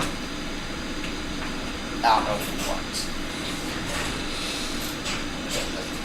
That's going to be for, let me just put this on. Let me put this on. How should I have it?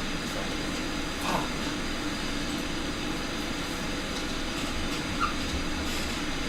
Oh, what y'all just calculate on the iPad.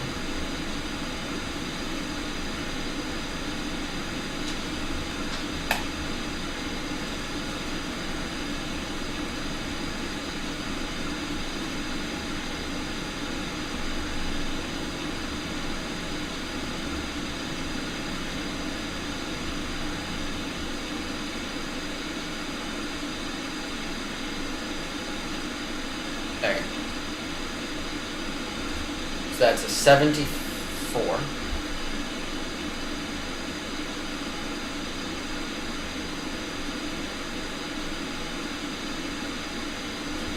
$74 out of what?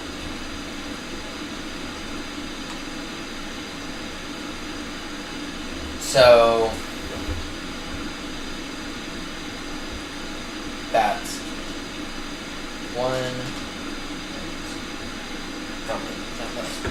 1, 2, 3, 4, 5, 6, 7, 8, 9, 10.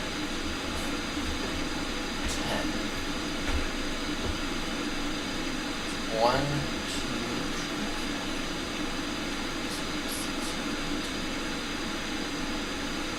1, 2, 3, 4, 5, 6, 7, 8, 9, 10. So that's 74 out of 100 for flight deck.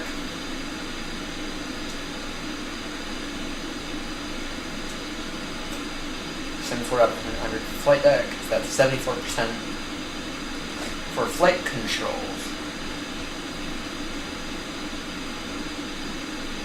Okay.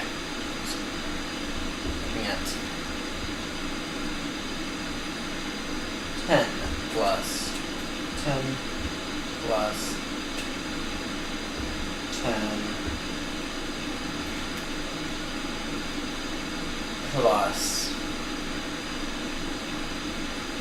10 plus 5. It's 45.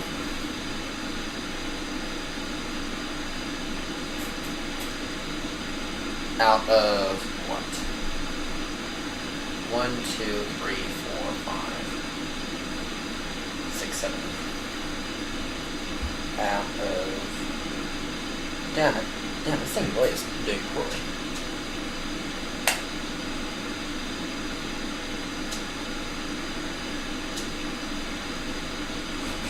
So that's a 45 out of 80.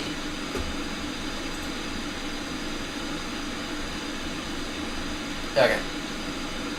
And that is for flight controls.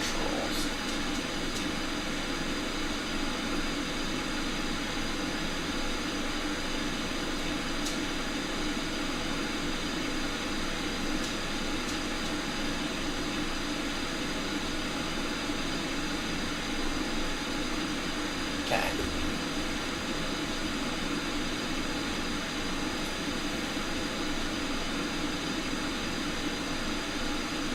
Okay, for flight computer control, it's gonna be this is where it's gonna get most of its points. That's 10 plus 10 plus 50 plus 10 plus 5 plus 7 plus 10 plus 10 plus 10 plus 2. And it's not missing a single one here. So that's 132 out of what? I think it's 132 out of 140.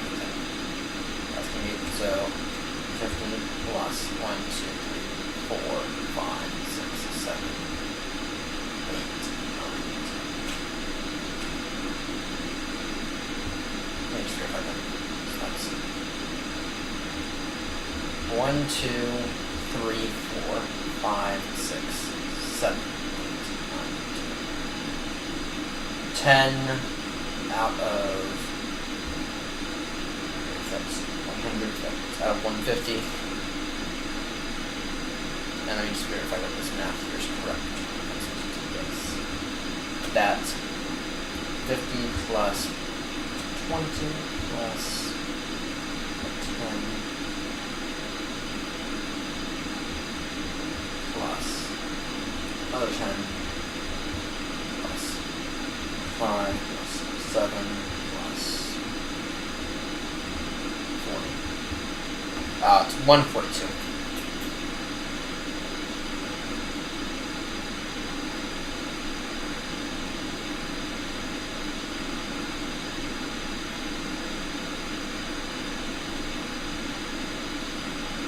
For flight C. Okay, then exterior. That's for exterior. That's 7 plus 8 plus 0 plus that's 1, 2, 3, 4, 5, 6 10s plus 60 plus 8. That's 83. Out of 1, 2, 3, 4, 5, 6, 7, 8, 9, 10, 11.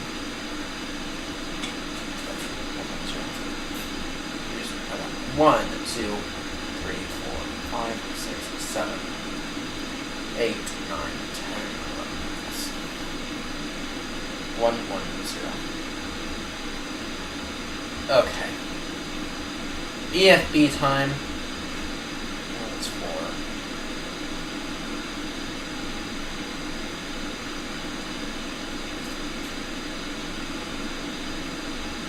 For the EFB, that's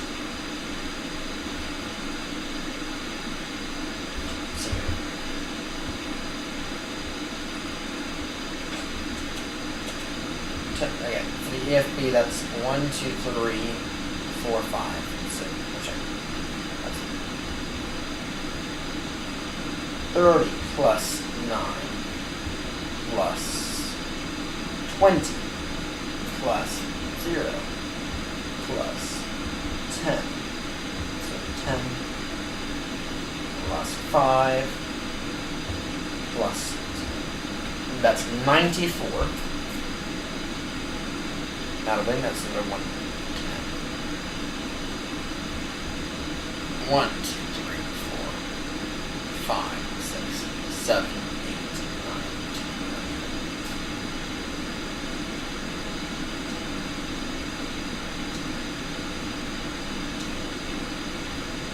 10, 8, and then purchase and install. So we'll give it a preliminary mark. So that's all these are. That's 1, 2, 3, 4, 5, 6. So that's 60 out of 7. Oh, that's actually that's 60 there.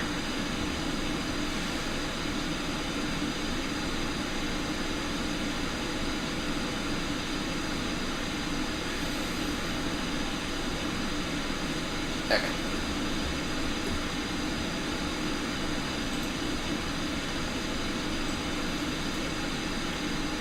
Let's go direct. Can we get direct waypoint now, please? What's the update on our location? Yeah, flying.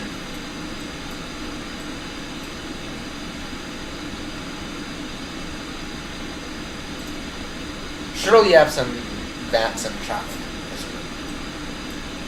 Let's go direct limo.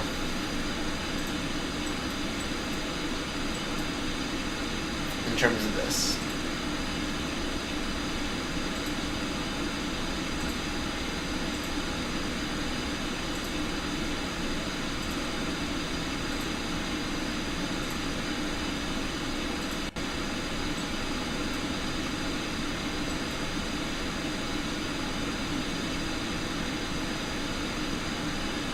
Past that in an hour. Okay. So, now if we were to give this, so, let's see here. Purchase and install.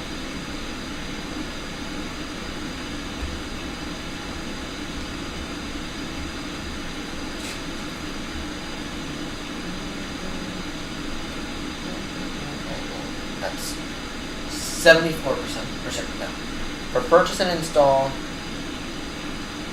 that's a 100%. So give that 0.2. Cabin modeling, it gets the 0.2 there. For exterior modeling, what is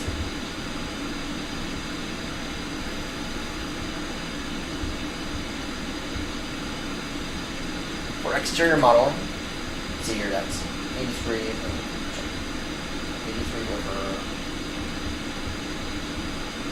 That is a 70. We'll call that 75%. So.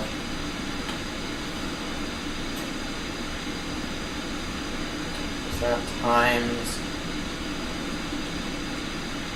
so that's going to be 0.75 for the EFB. That's 94 out of 110. That's an 85%.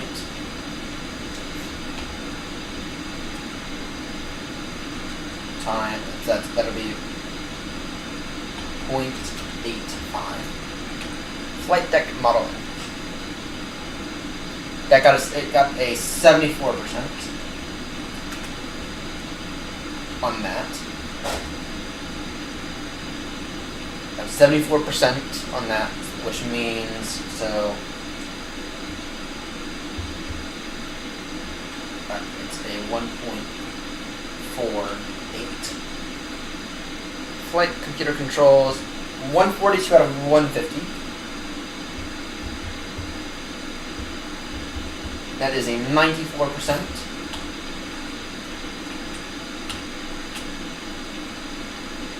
And so out of times 5. That is a 2.37.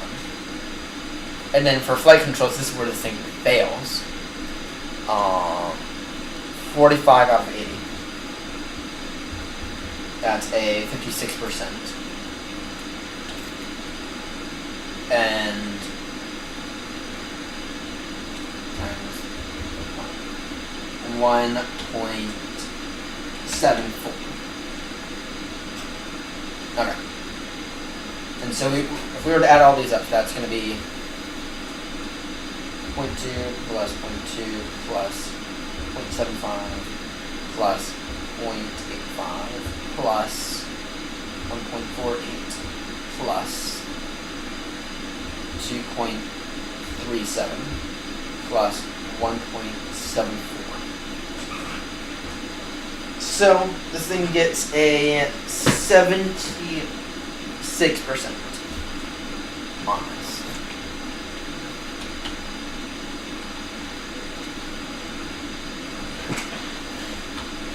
Okay. That's kind of what I was expecting it, but okay.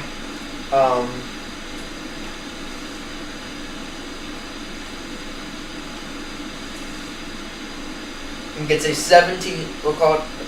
I'd give it the benefit of the doubt. We'll call it a 76%. Now, with that, so that is not including a few things. That is a preliminary report of a 76%.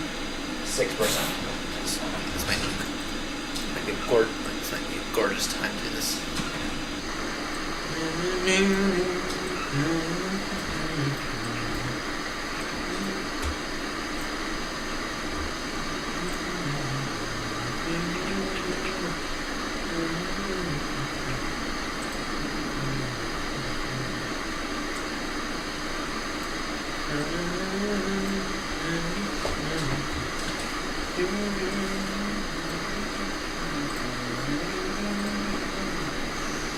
That is absolutely gorgeous.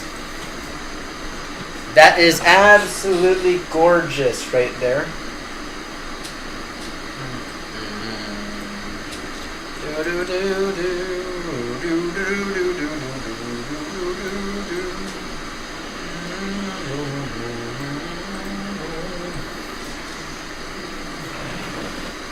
Okay, so the 777-200 here, a preliminary report of, it gets a preliminary score of 76%. Now I guess I'd consider, okay, and in the categories that matter to me, the flight controls, so the flight computer controls, that it gets 94% in that, which I think that's pretty good. The flight controls, it only gets a 56%. It only gets a 56% in the flight computer controls. Or sorry, in the flight controls. It only gets a 56%, in my opinion. And so I have to ask the question of, and of course this is all preliminary on the preliminary checklist, so I just has to find out if this checklist is good. But I do think that that there's too much emphasis on the calibration part of this. So on the built-in calibration for the throttles, the flaps, and the speed brake, I feel like maybe we need to reduce that by a little. I have to ask the question on that front of, is that really worth, I guess it's, if I'm not mistaken, I think 30%, something like that, of that whole category. So, with that said, though, 76% is kind of where I feel with this thing. I mean, there's definite room for improvement. But at the same time, on the things that I think need the improvement, I don't think there's enough emphasis on that. This thing loses most of its points to the flight controls, and I feel like the flight controls, the feeling wise, it's like controls are fine. It's just a matter of, okay, we need a way to calibrate, and I don't think it should be getting nearly all of its points taken off of that. So I guess we need to adjust that. So if we were to adjust that, okay, some math on this front.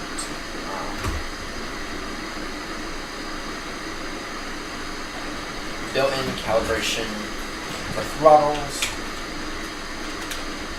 speed brake,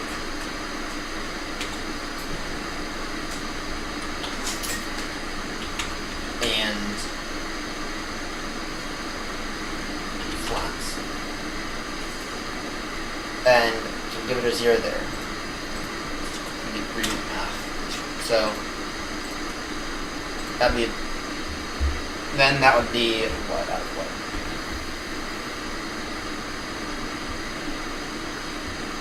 That would be a 0 plus.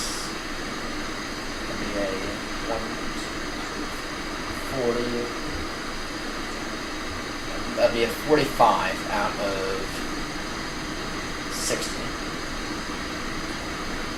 That'd be a 45 out of 60, right there.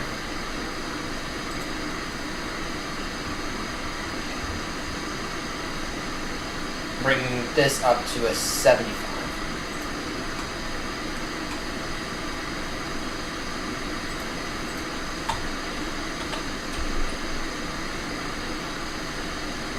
And then so 75 times 3.1. That'd be a 2.325.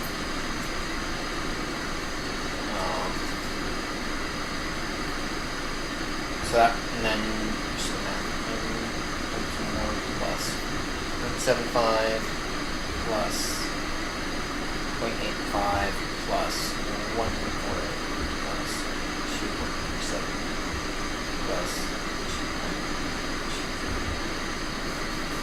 2. That would raise its score up to an 82%. That's not horrendous now, is it? I feel like that might be a bit more accurate for the aircraft.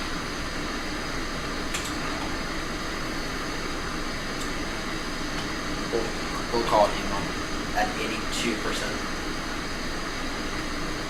Yeah, I feel like that might be better. I feel like that would probably be a lot better.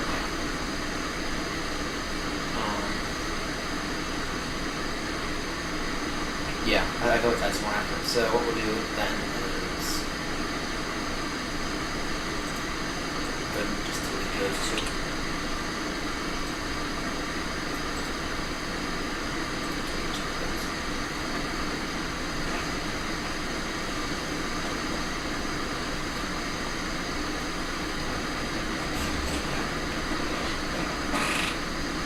Okay.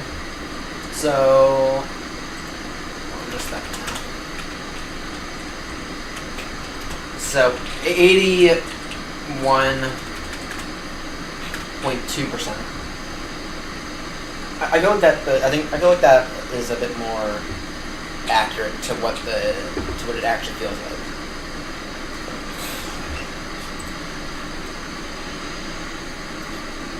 That's the glare on the displays. I'm not gonna lie here. I'm just seeing basically none, and I feel like we should be seeing some, at the very least, some glare on the screens. Okay, I get that that you want it to still be usable, but I feel like we should be seeing at the very least some glare on the displays. So what's that? What's the case for that one? So I gave that a preliminary of a 0.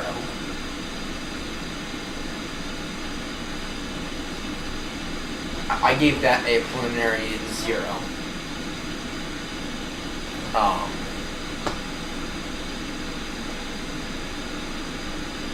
So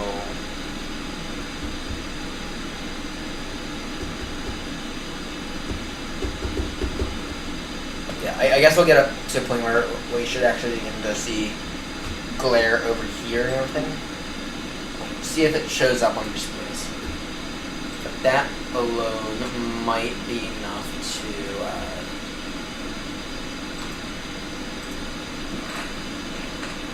that might get up to like an 80, to like an 82 or 83%. So yeah, we'll have to see. We'll have to see because yeah, we will have to see.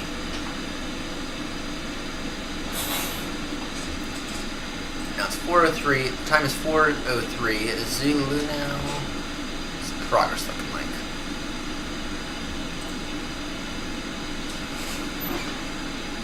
Estimated 6, 7, 7. So a little over an hour. A little over an hour left. Or sorry, a little over 2 hours left. So. Okay, that's not horrendous though. That's not horrendous.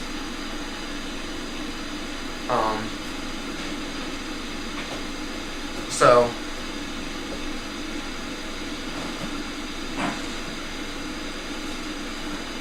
that's not horrendous at all.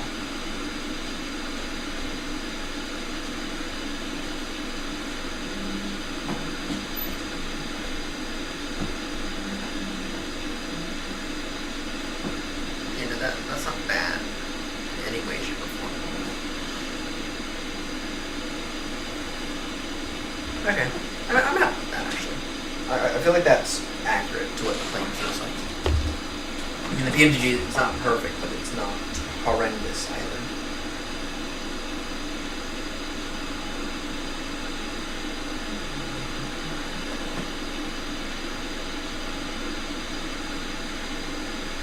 These are my top tips for watering your land.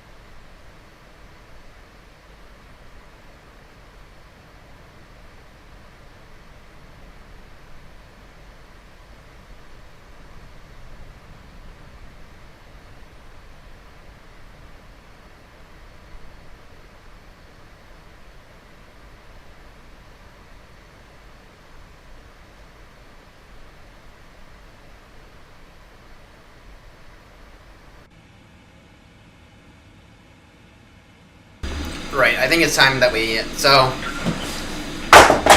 I feel like we should be seeing a little clearer. We'll wait until the sun is a little bit higher. But... so far, I gotta be honest. Yeah, it's not looking good. It's not looking good at all, and I'm not blaming it on a bad sim. I'm blaming this on a bad plane. Or it's not really even a bad plane. I blame this on the plane, to be fair.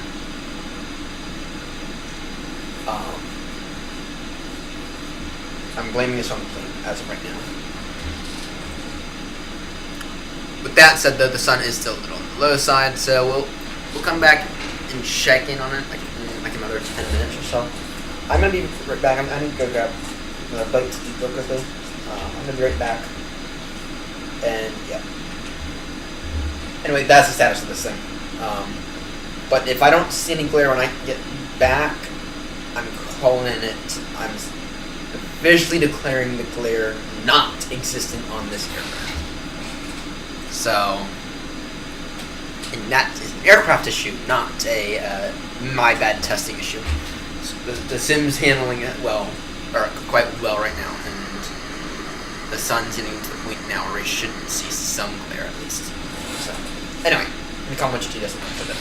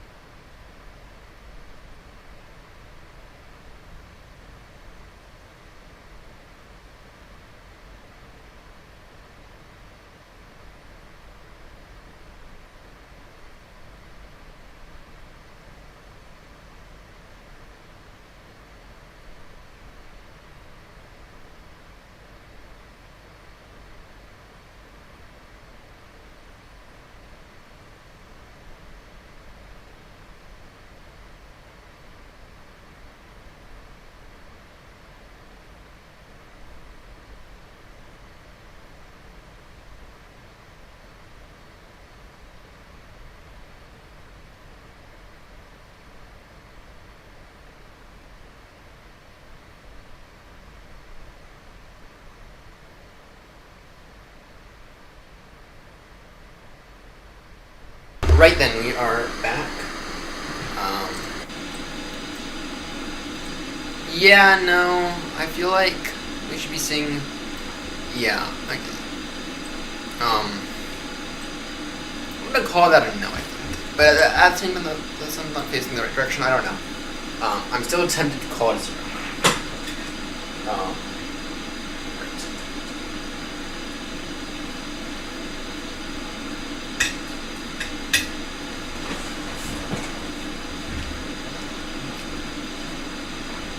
We got some hash browns with some guacamole and fried egg.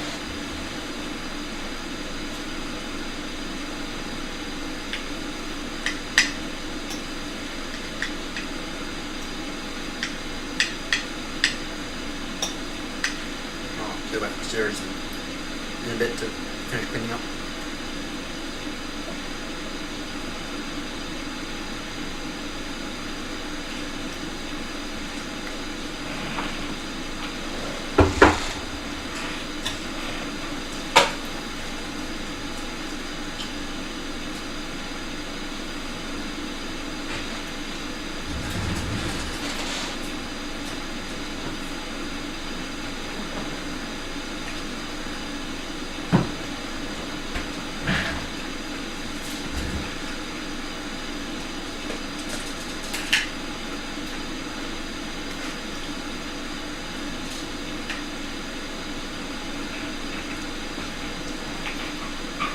It's a little hotter than I was expecting. Alright.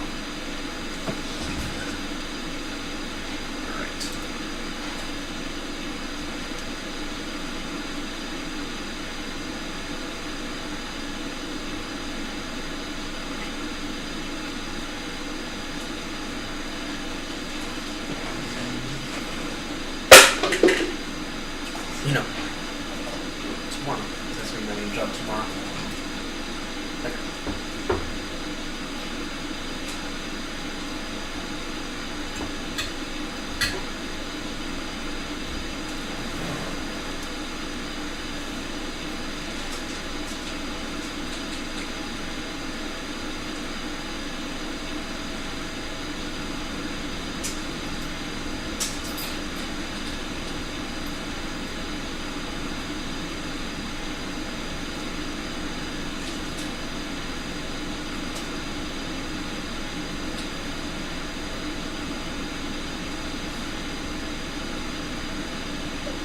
Oh, hey, bud.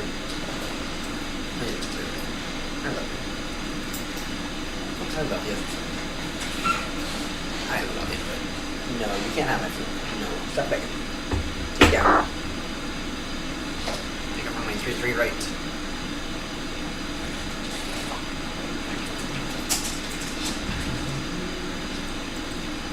I don't know, the sun's not facing the right direction. First, the afternoon has to flare. So.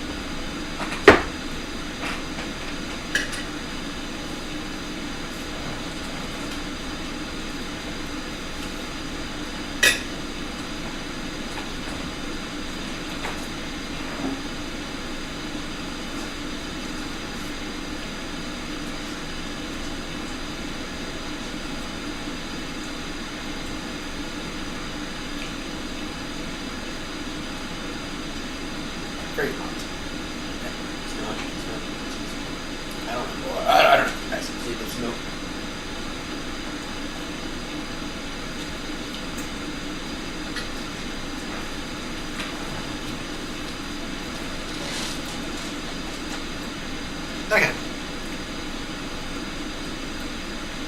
MTA in an hour and a half. So, cruising quite fast.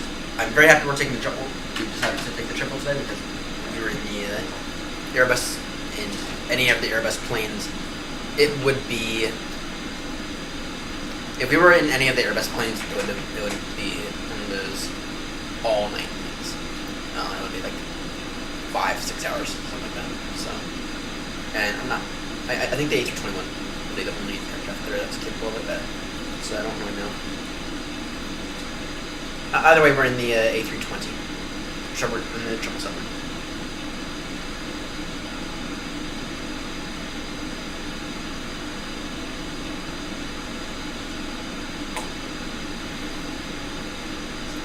So, anyway. Right. Finish up the here and then we'll go ahead and take a look at our top assessment. So.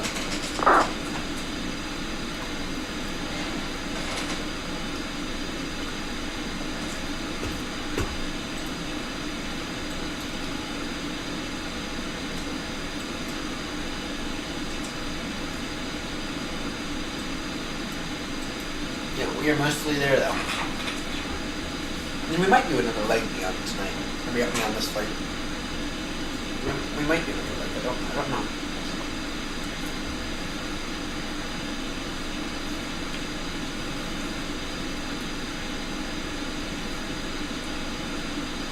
You know, certainly in my opinion, I think we should do another leg tonight. So.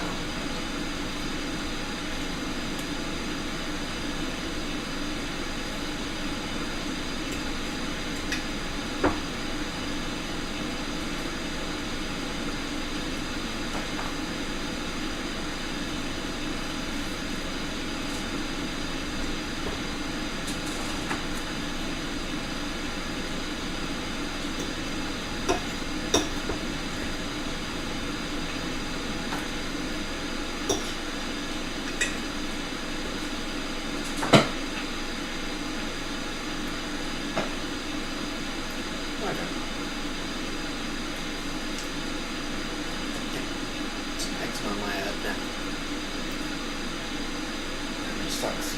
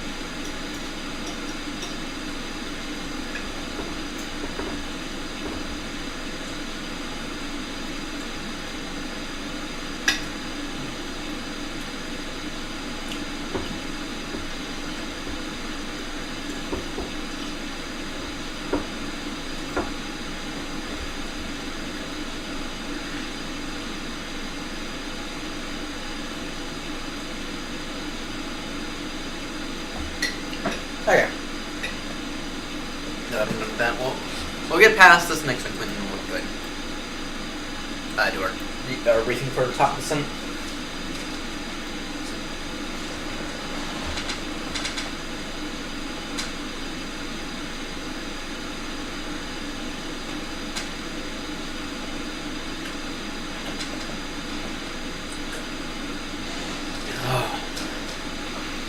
delicious tea. Actually, I think I need any tea tonight. Or something it is.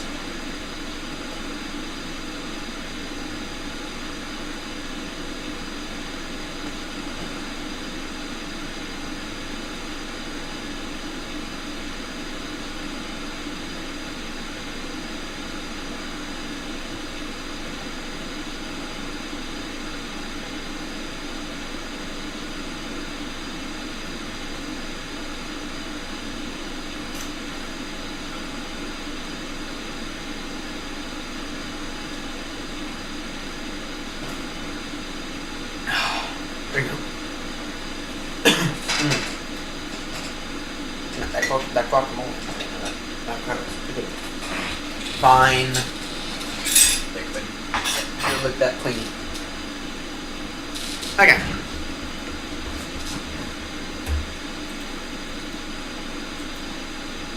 So let's see here. TA at time 17.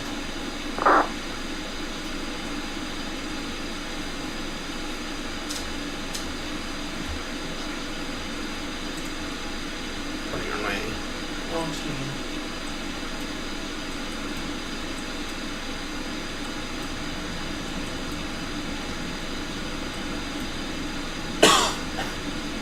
That's L. Tango.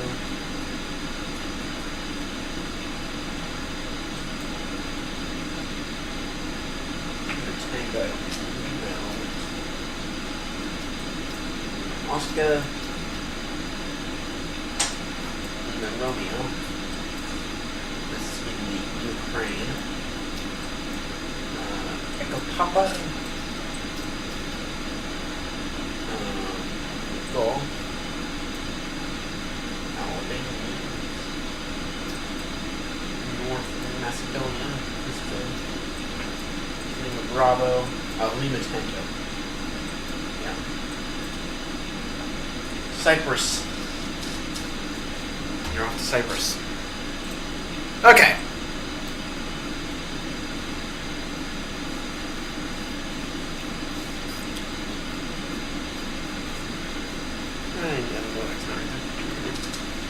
Then the insurance companies are being bad and annoying, so right then. Let's go ahead and take a look at some of these graphs since we are going to be arriving in about an hour and a half. Okay. First off, do I still have access to enough graph? I know I've been having a little... Actually, I'll show you what the chart box like that looks like. Does chart box even have that?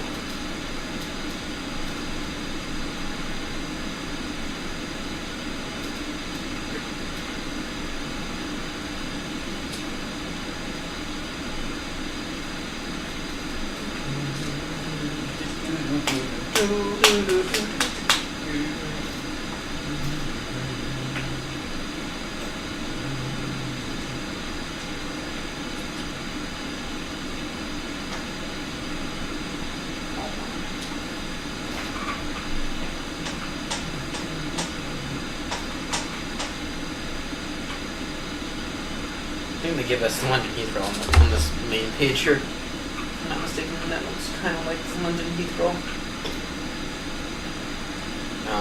That's because I think it is. It's kind of hard to tell, but it looks like. So that certainly looks like London Heathrow, doesn't it?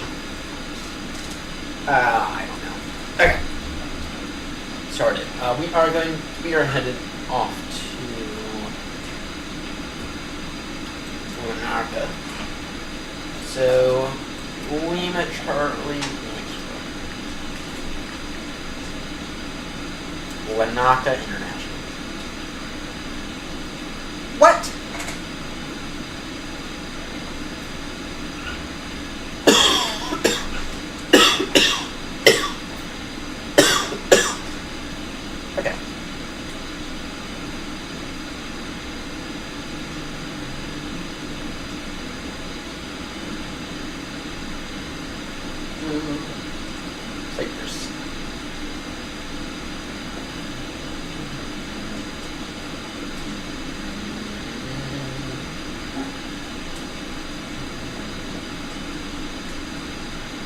let's take a look here.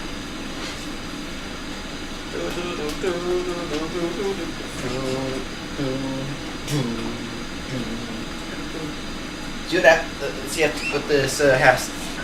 We'll take a look at what this contains here for Lanaka. So, it goes to show that short puck's not an absolute solution. That's interesting.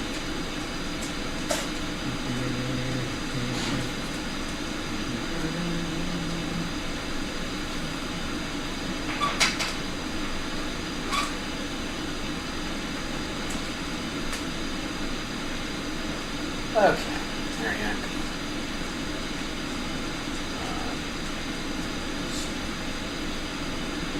Are these all?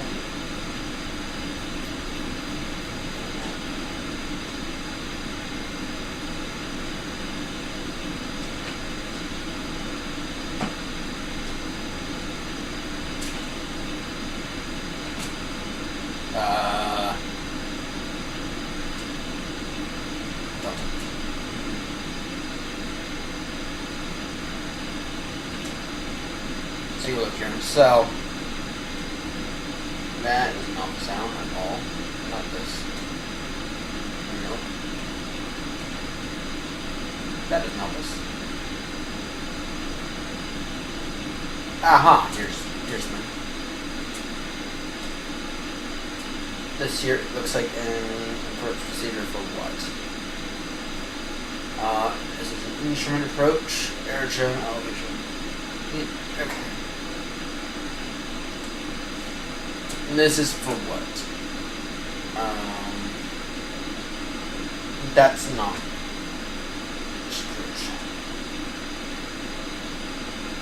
Or Charlie. Yeah, no, that's not what I'm looking for. So that's the top of Charlie. Let's see here. We got one for hotel. We're looking for maybe Kilo. Maybe Kilo is on the looking for.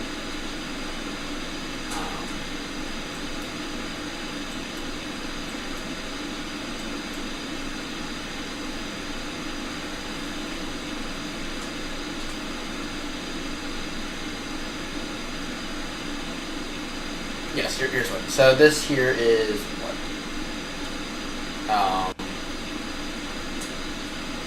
What is this? This is the VOR. Not too bad. That's Kilo.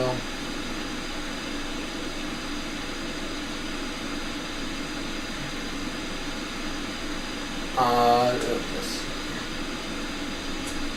That's instrument. Okay, here we go. Here's Nihilist approach. This here is Nihilist approach. CA, good. So 2000 established. Pretty glide slope. On. No, let's just we will just resort back to North Carolina. Okay. Recharge it better. Okay. So we have the Bunneck arrival. Bunneck 1 Alpha arrival. So that'll take us direct from Bunneck into the flight level 110 by Bunneck. Then Daros.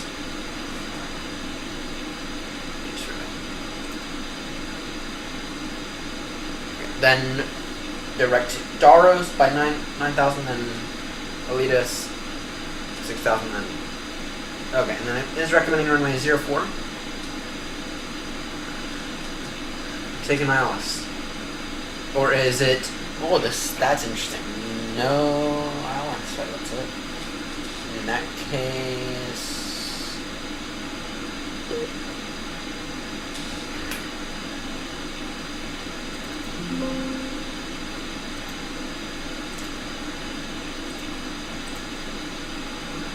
V-Pilot just crashed, everyone.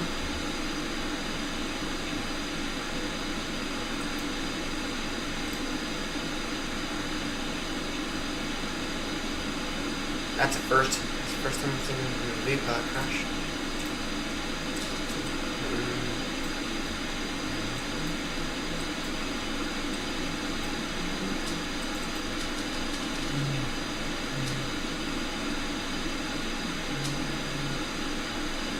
Okay.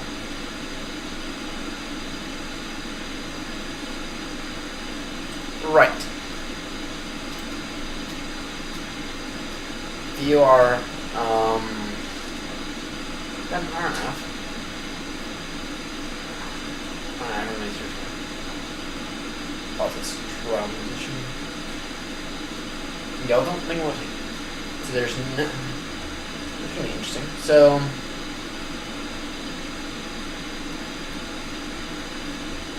I run my 0-4.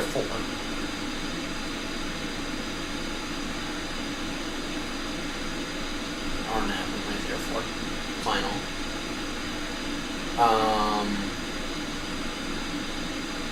Okay, this is interesting. 230-degree glide. There's no ILS frequency. It's important to know. Don't have. You're most likely a class Delta aircraft, I think. We can verify that.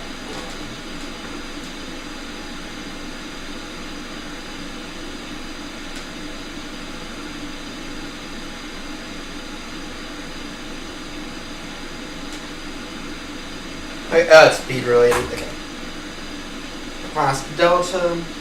Approach category. So that will be a class Delta. So that'll be 310 feet per minute. Or sorry, that's when our minimums are. 230-degree glide, 2,000 till established, or whatever. 2,000, so that's that's okay, that's not bad. Then a kilo 403, that's not bad at all. I don't think we've ever done an RNAV arrival in the triple. That's something interesting we will be experiencing. So, let's give that one.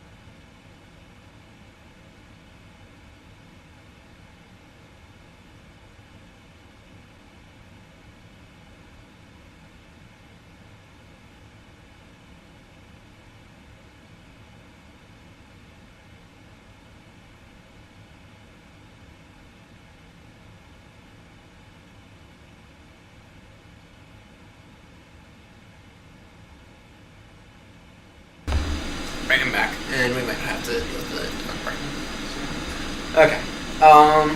Yeah, this is interesting. Pretty interesting. I don't think we've ever done an RNAV arrival in this aircraft.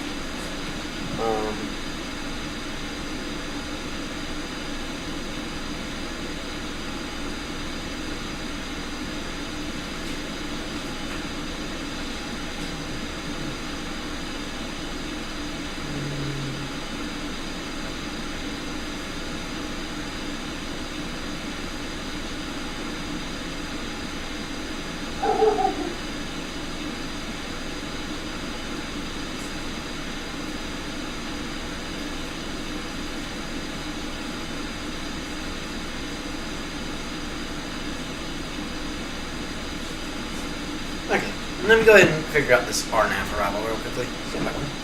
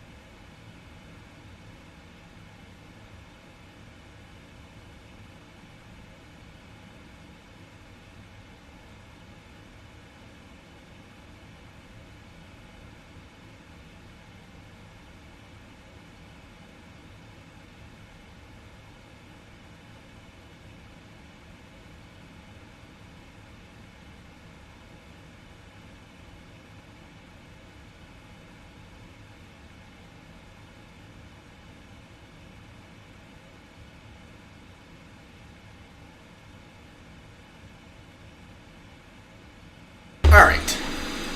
Now I have a bit more of an idea on how we're going to do this. Okay. We are approaching this waypoint here. And then, actually, tell you what, we can go direct to this waypoint. Let's go direct Brennan.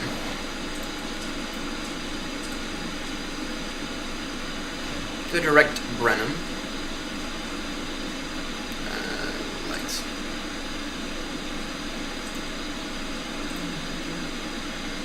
Make that turn now. Okay.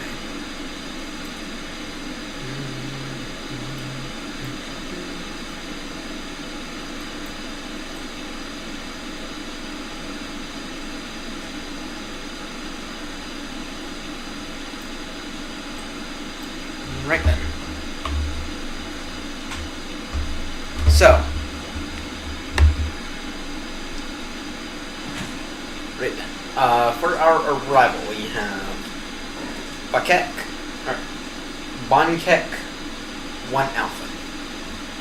Via runway 04. And pressing name or whatever. Or the kitty thing, you should not have an issue with it.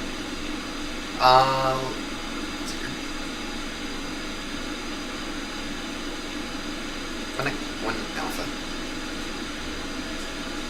Via. Actually, oh, we do have an IELTS, right? Ooh, that's very, very tempting. What are the winds? 330 degrees, 4 knots.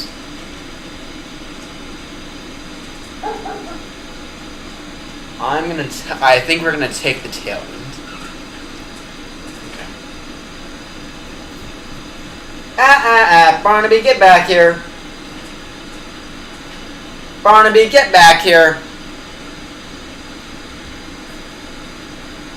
Stay. We do have an ILS. We have an ILS from 122. Is it final?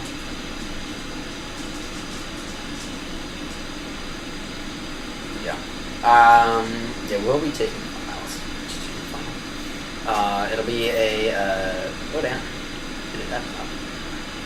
It'll be about a 5-mile final. So 1,500 till establishment to west descent of the glide path.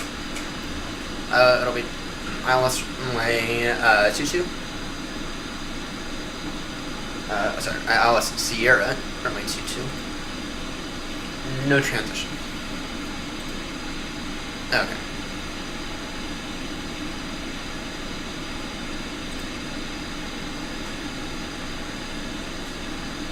So 1,500 at altitude 1,500 at Charlie India 22, and then by Foxtrot India 22.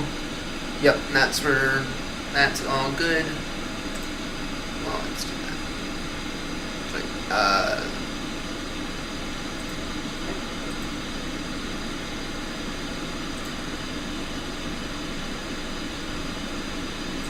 I beg your pardon?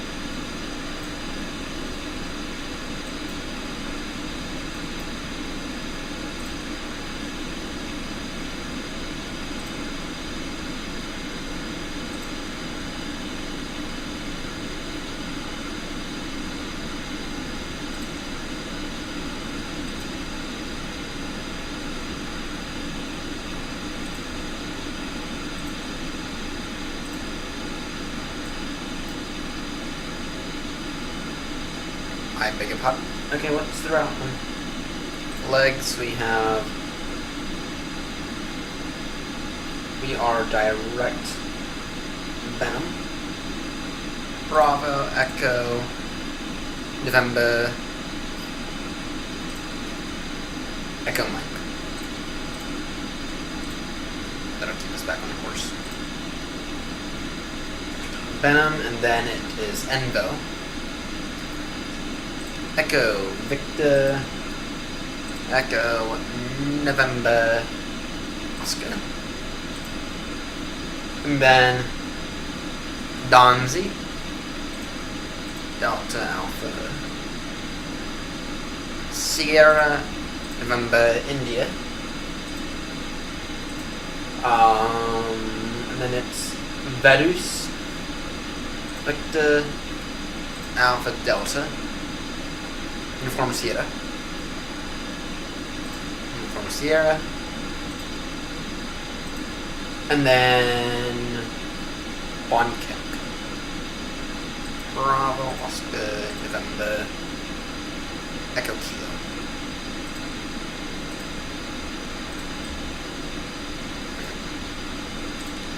I could put it on that, please. Okay. Direct Venom. Okay.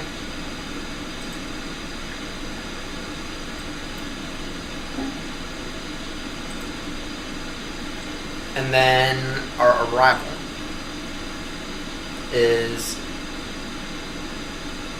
191 Alpha. Alcir. Everything. 2.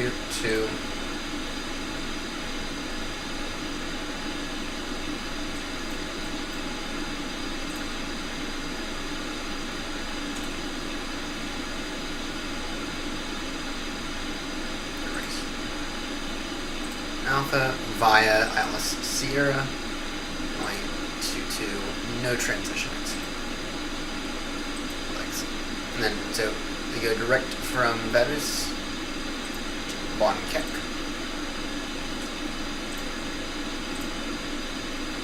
It's going to clear up that discontinuity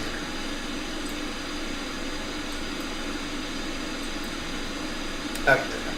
And yeah, so essentially at Bonkick we need to pass at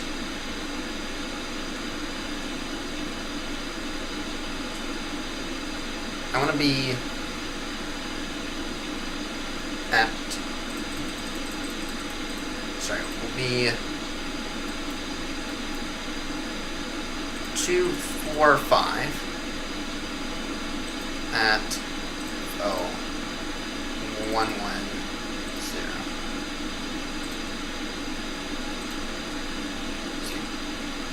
245 there, and then from LCA, actually what we'll do is from there go from Atlas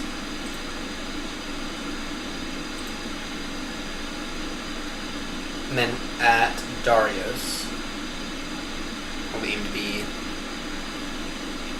at, we'll call that 6,000.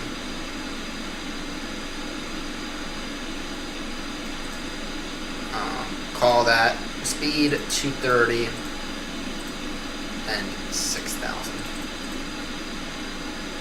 at Darius.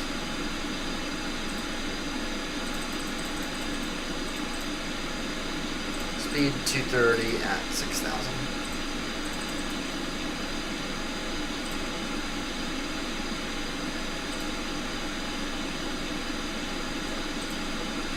And then how long until our top descent? So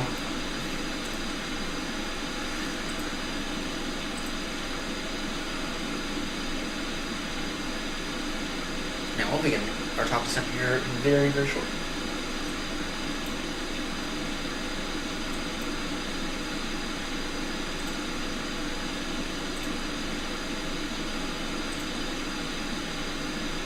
Speed, yeah, speed 240, sure.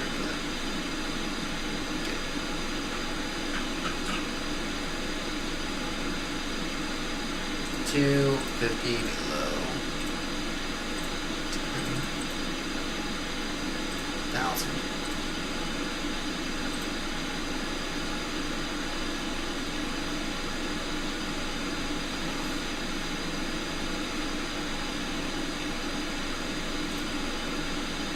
Load.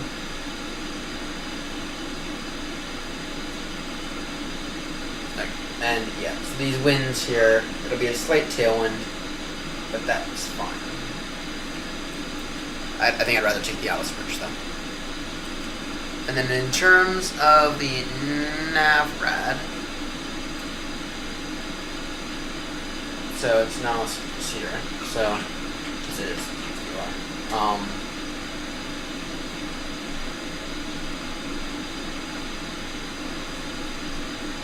so speed. So it'll be 220 on the borrow.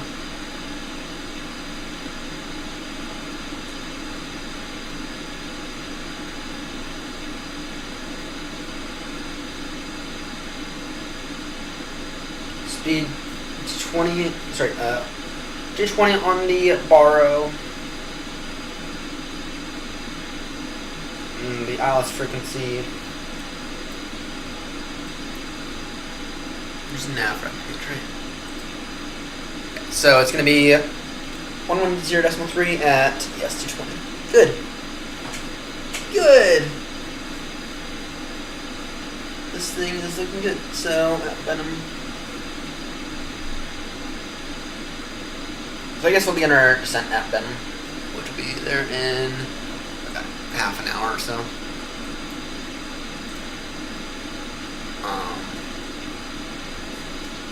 Top descent, it estimates our top descent at time 5:07, so about another half an hour or so.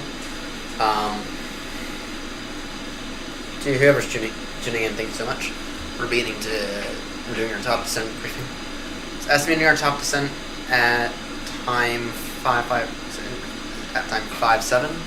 So that's in, let's see here, that's in about 40 minutes or so. We're going to begin a little sooner than that, though, because I'd rather come in a little low and have to rush us down, right?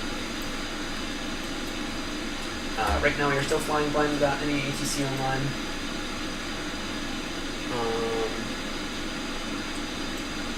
There's some in Russia.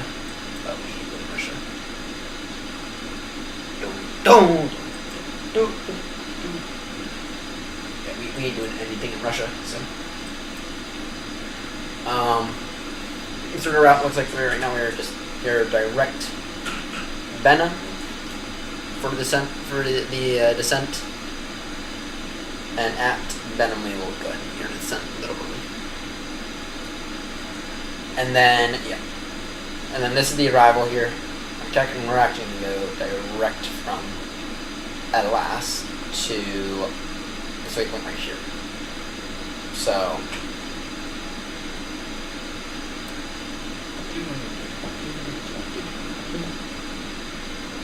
We go direct from Atlas direct to Charlie India 22, which is about a 6-mile final on the ILS runway 22. And in terms of this runway, this is a very short runway for a triple. We really need to be on our A game with this runway. It's a 9,000-foot runway, and we'll probably not have that long to hop off. So we're probably going to do an auto brake max landing, if I had to guess. Max with max reverse and everything. Performance controls.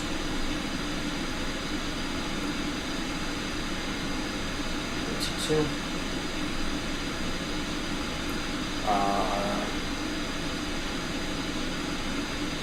Auto brake. Max auto. Yeah. We'll do auto brake 3. Auto brake 4. Yeah, I think we'll take auto brake 4. We'll take auto brake 4 for that.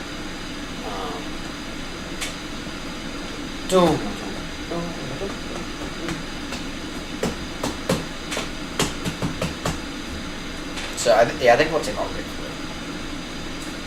Question is this set? There it is. You have to set it over here.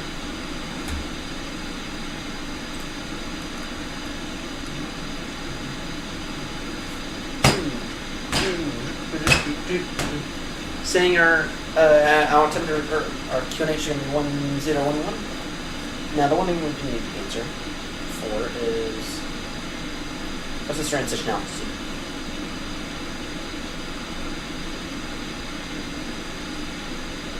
What is this transition altitude looking like? Transition altitude 9,000. Okay, how about that? Transition altitude 9,000 hours performance. Index performance. Approach. We'll go flaps 30. Okay. Then VNav. And this is transition altitude. Where is it? Transition altitude. Not seeing it. I'm really not seeing it, so. Anyway. Alright, you can call my TTS line for a minute.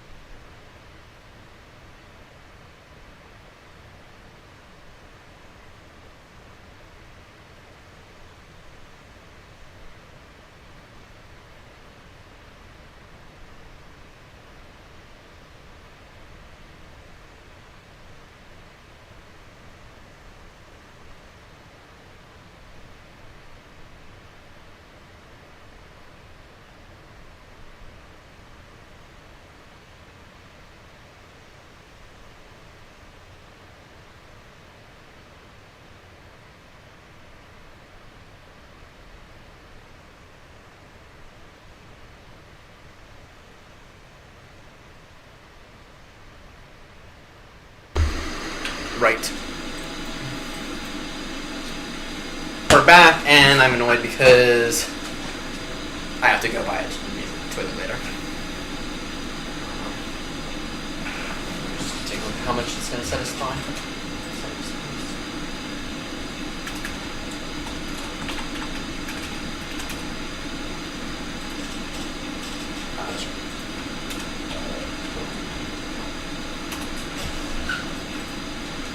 At least I know now, but at least now I know for sure now.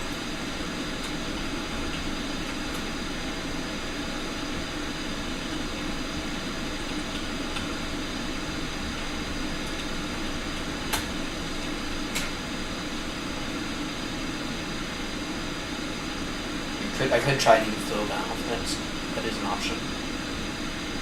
Or how much is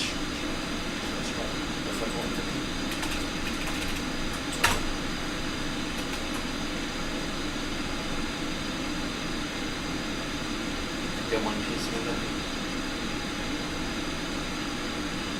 And 12 inch.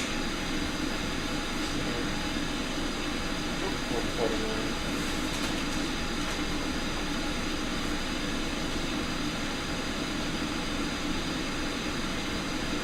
I should do the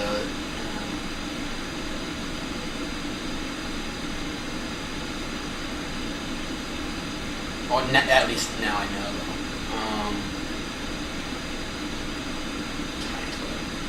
Cheap, $100 for it.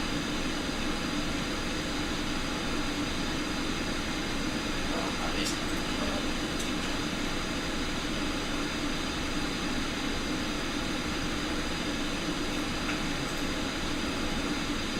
At least now I know.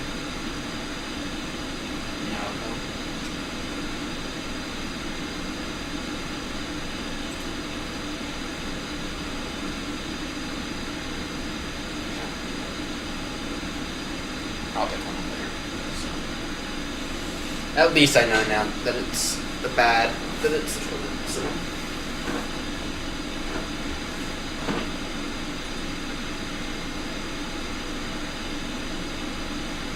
Yeah, actually, let me go finish inspecting it. We'll be in our descent here in a few moments. Yeah, we'll be on our descent here in probably about 10 minutes or so, I think. Yeah, but I'll be right back. Well, let me go and further inspect this thing so I know exactly what I need to do later. TMI1.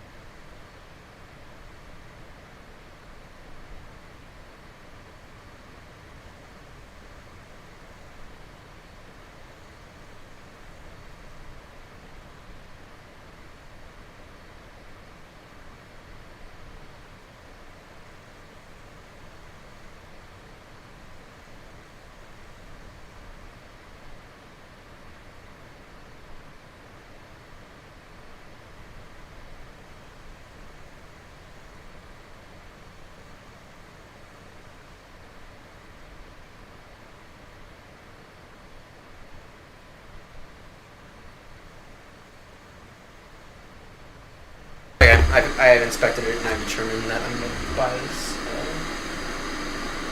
new toilet part here.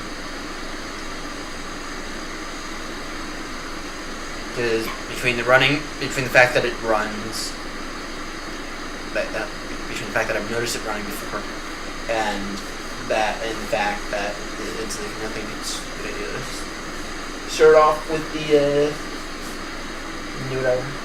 Actually, that's really not. It's only really good to.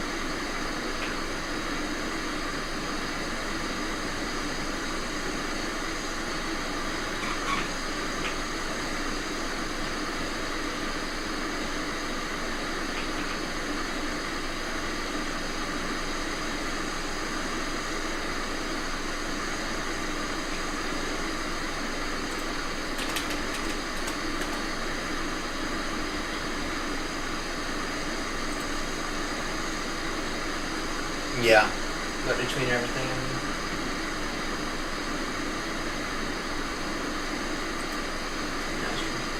this seems this right here seems like the most reasonable option, I think.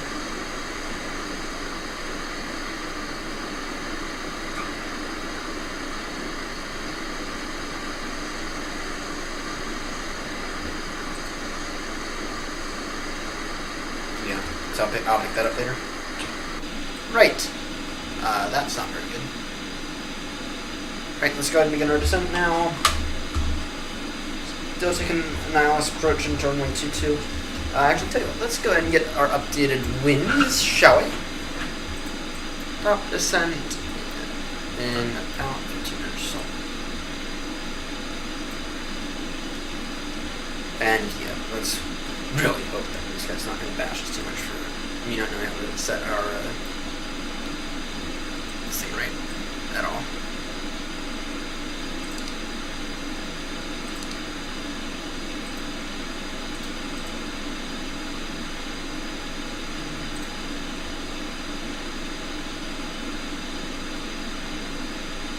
Right, let me take a look here.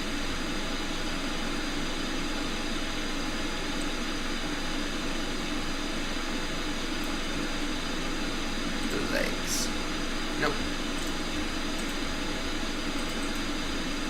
Okay. It is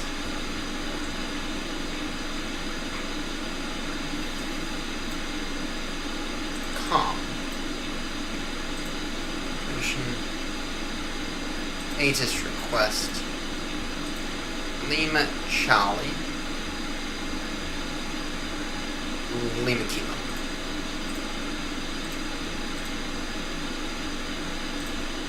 Auto.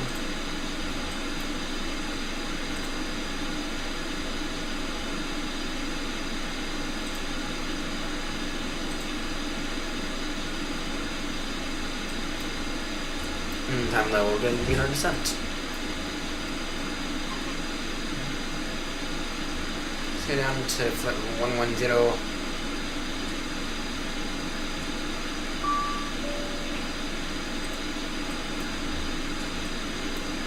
Formation Lima. Wind 330 degrees, 4 knots, variable 290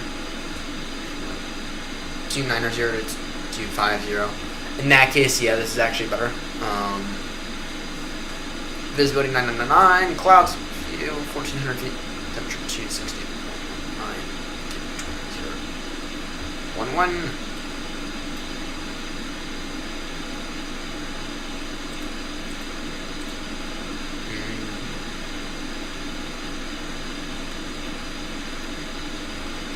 Down to flight level 110.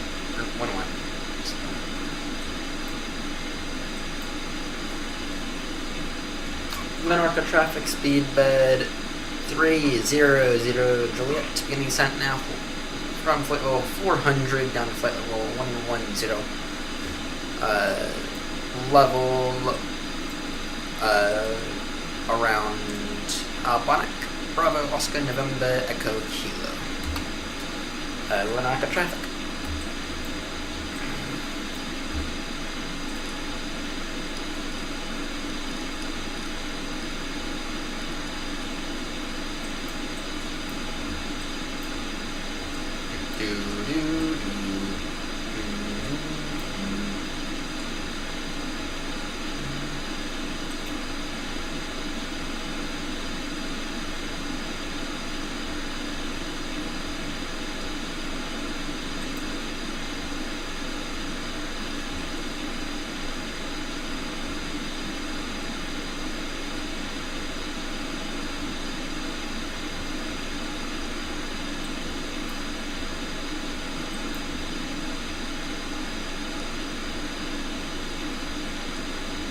Let's go direct to Bonnet now.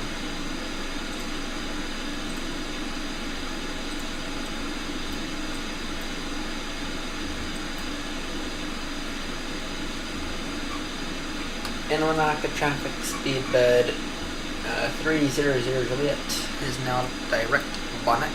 Bravo Oscar November Echo Kilo. Still descending now. It's like 110. Lanaka traffic. And Lanaka traffic speed bed 300 Juliet be arriving at 592. That's fine. Lanaka traffic.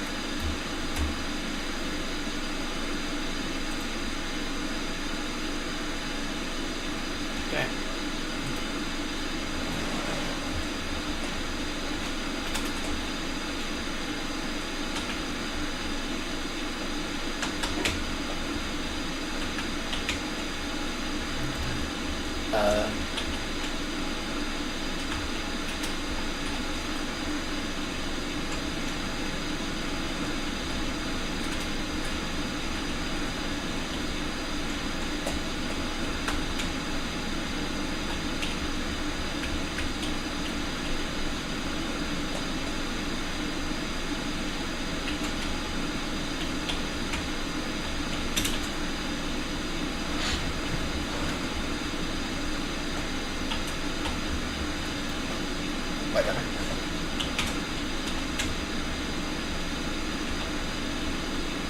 Now direct.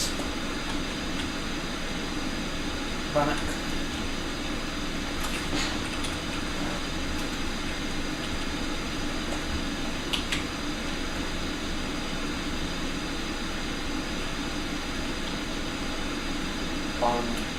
One Alpha arrival.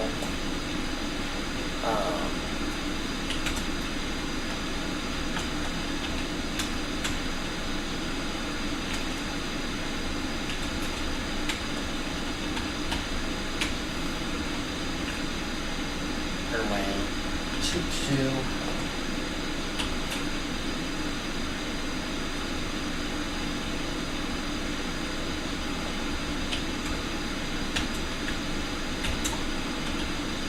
Heavy 7200 descending for 400 for level 110. Now direct Bonnet. Alpha.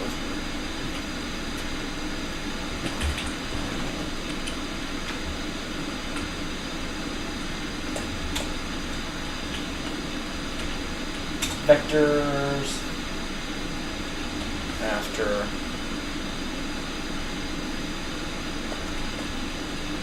levels.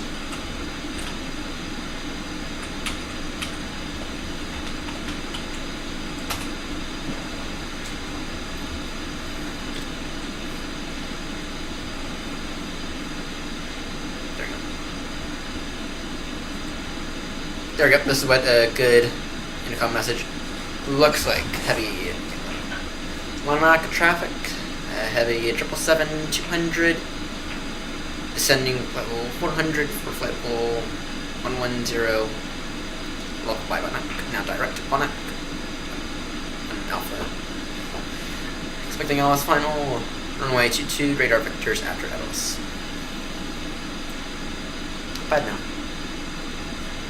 Okay, there's something about the screen makes it look so much better than on the screen. I don't know what it is. It might be the sharpness.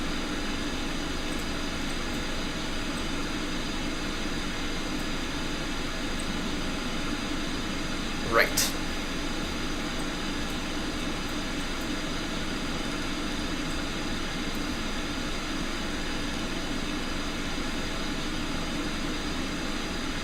Speed 27 now.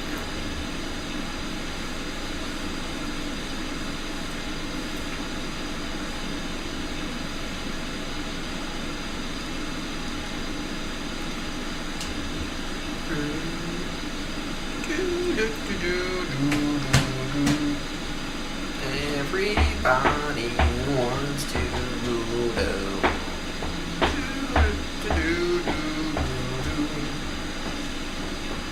Let's go ahead and keep our speed up for right now, and then we can go ahead and slow it down later if we need to.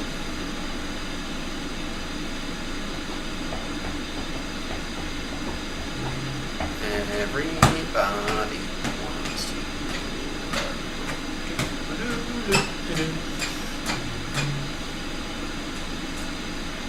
Can you buzz the cabin, please? Or are we not able to do that?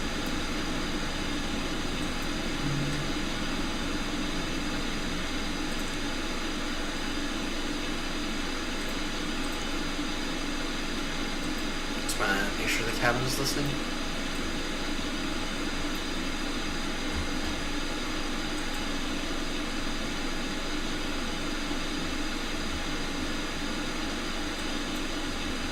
Yeah, I'd rather check an iOS first day. iOS final. Okay, there we go. So we are ascending now. We'll keep our speed to 19 now, I think that's fair. Arrival in 20 minutes. Is what that's estimating this at.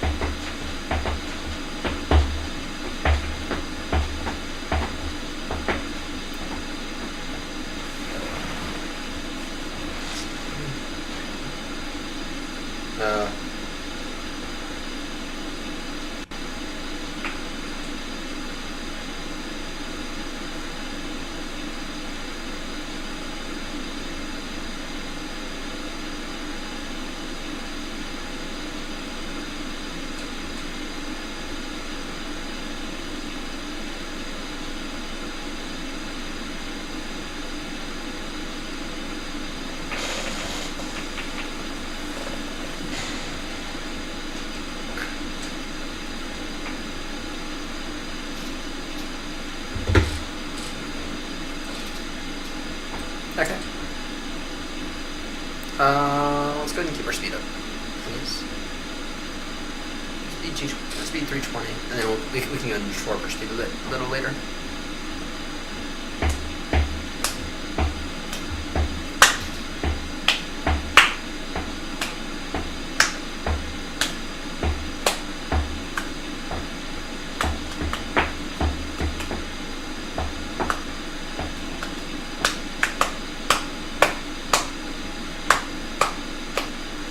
No, I saw a statistic today, and I don't know how true it is, but it essentially said that the Boeing 777,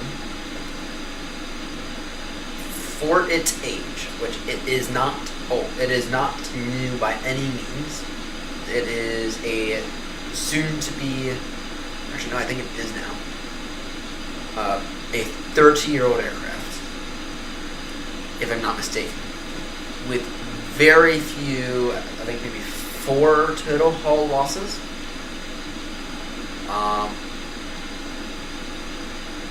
Including maybe 2 777s, actual crashes where people died, right? So I think it was 2 fatal crashes over the course of that 30-year lifespan. That's essentially unheard of in the world of aviation. I mean, here we are at the 737 crashes like every month or so. Sorry, I just got pulled my heat there on the 7.3. Speed up. But essentially, considering the life of the 777, its safety record cannot be beat at all. I mean, an aircraft's going to crash eventually. Aircrafts will crash eventually. Oh yeah, I'm sorry. A plane is going to crash eventually. Just be 100% crystal clear. There's nothing anyone can do about that. But essentially considering the age of the 777, and considering there have only been a small handful of hull losses. What I mean by a hull loss is the entire aircraft lost, right? The entire aircraft no longer being operational, right? Or essentially the whole aircraft being totaled. Considering the age of the Boeing 777, its safety record is unimpeachable. I mean, it really is. I mean, it really is one of those aircrafts that, at the end of the day,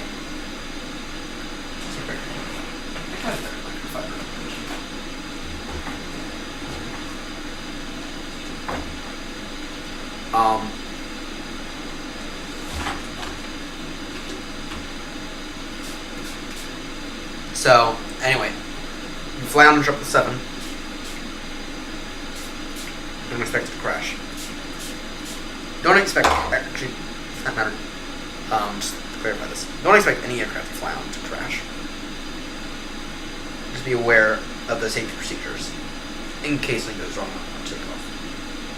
And respectfully, I know people are like, yeah, it doesn't happen. It does.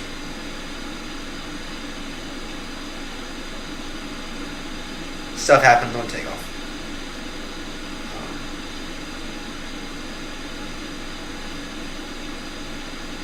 Is the response, that's the question. That's the question. And it's what you teach them. They teach you. Not perfect, but it's good enough. Not perfect, but good enough.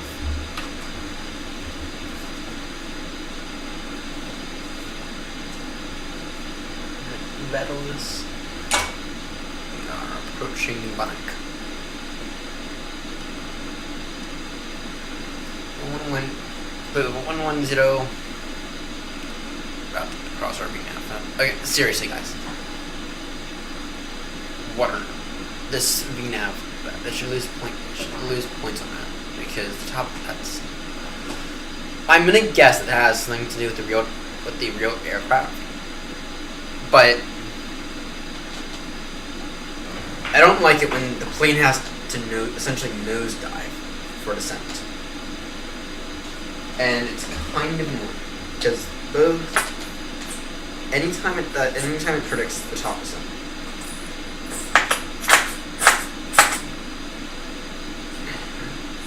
it does that. Now this European mission's almost out, so shut up, VNAV path. I don't care. I don't care about you, VNAV path. I only care about you in descent. really care about being out of descent in a descent, so we can create it. So we'll 110 for a bit if we need to.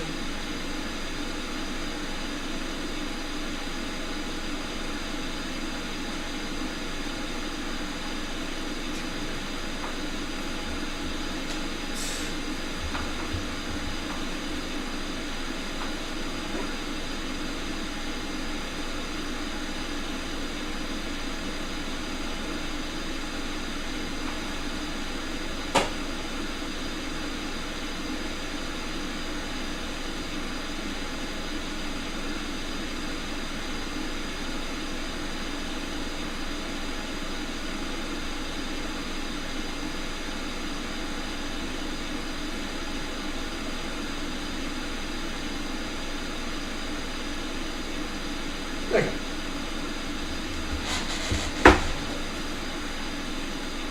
Everybody wants. I feel like we can slow the descent a little.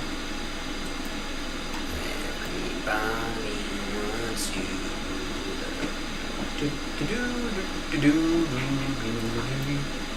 Oh, here's some for everyone.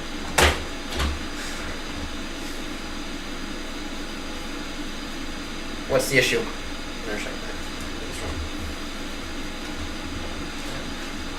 What's the issue? What's the issue here? If it's not if the issue is not obvious, then if the issue is not obvious, then I don't know what is. Airbus flying a Boeing. I might leave this like this. Kind of seems nice. Kind of seems quite nice, actually. Just to leave it like this.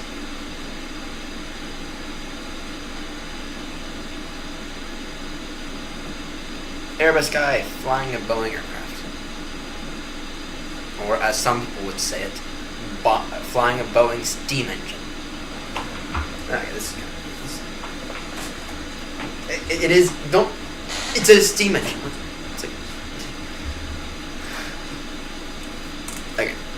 Okay, seriously though, the 777's not that bad.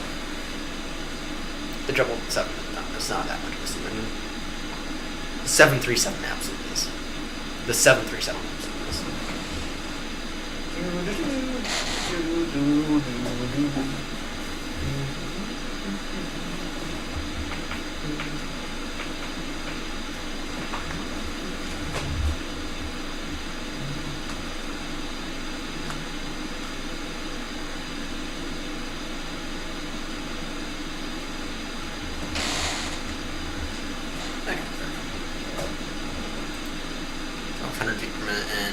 Range on highway. So at Bunex. So you are approaching in about 50 miles or so. It will be yeah, and we'll begin to shore up our speed here in a moment. We will begin to shore up our speed. ETA in 1-3 minutes. At least that's what that has it. I'm gonna guess this here. Progress. 19, so about 20 minutes till our ETA. What we can do now is landing lights on. That sounds good. So, yeah, but yeah, so I guess what I might do it, I'm not gonna be working on the show at all until Tuesday night at all. Maybe Tuesday morning I might do something. Trying to film a video on Tuesday morning, but I got a fucking 12 and a half hour shift. Which really means that for me that means it's a 14-hour day. At bare minimum.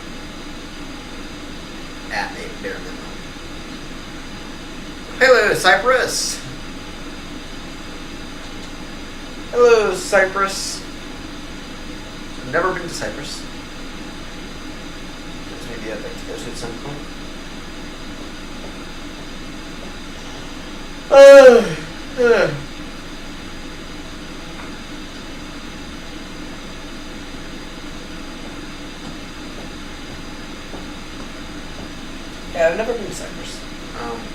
I don't think I've ever flown into Cyprus. I don't know. But that said, though, the amount of countries, the countries I've been to, I think I can count them all. If I'm being honest. Let's see here. The USA, obviously. The UK, France, Germany, and the Netherlands. I think that's it. 5. Yeah, I can quite literally count the number of countries I've physically been into in real life, literally on my hand. Yeah. Obviously, the USA. That's where I live.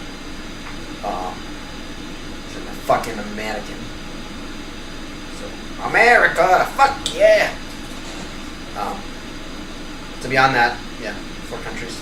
I'll have to maybe try to get down to southern France today. Yes. And then of course I'd love to make my way up to the Nordics. Sorry, the skin.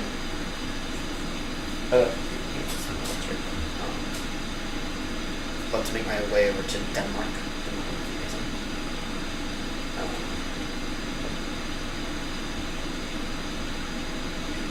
So, anyway, yep. France, Germany, the Netherlands, and the UK. Now, I've flown over top Ireland a few times. So that's the way you get to. Usually they have you fly over Ireland. So, anyway.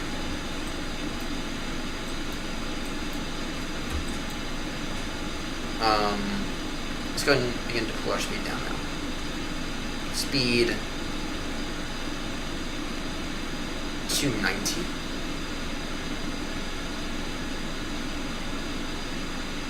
Okay, let's go pull our speed all the way back to 240.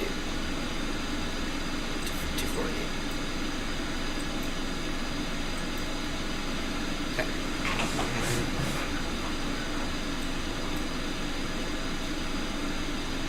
Then down to altitude 1,500.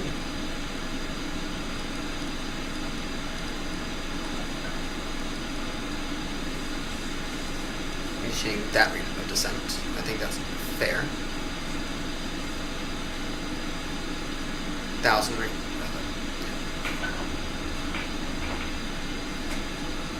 Minorca traffic speed bed 300 Juliet. Descending further now down to altitude 1,500 feet to be level by the time we turn final. Of course, for ILS runway 22. Minorca traffic. I thought it was 9,000. We'll take care of that in a moment.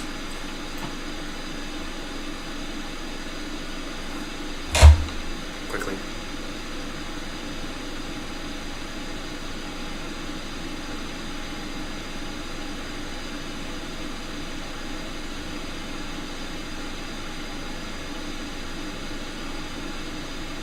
Damn. Missed it. Just barely.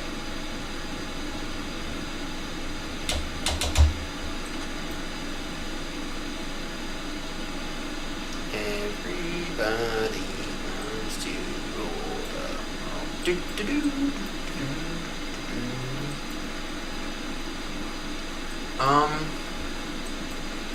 Good. Let's get a heading.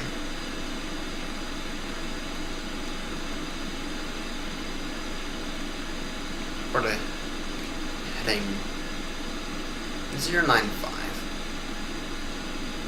Let's do that.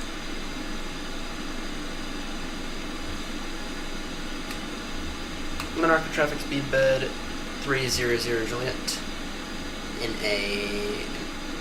about a 60-mile base, I guess.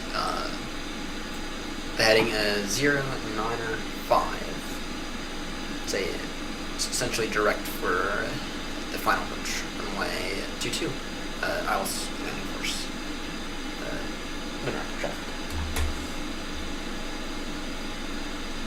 We got an 83 trying to make its way to London Heathrow. It's on London right now. No.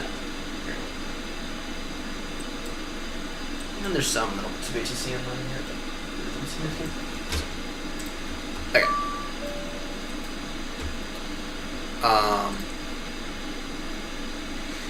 QNH1011. Information Mike, wind is 340 degrees, 3 knots. Variable 29, variable from 290 to 020.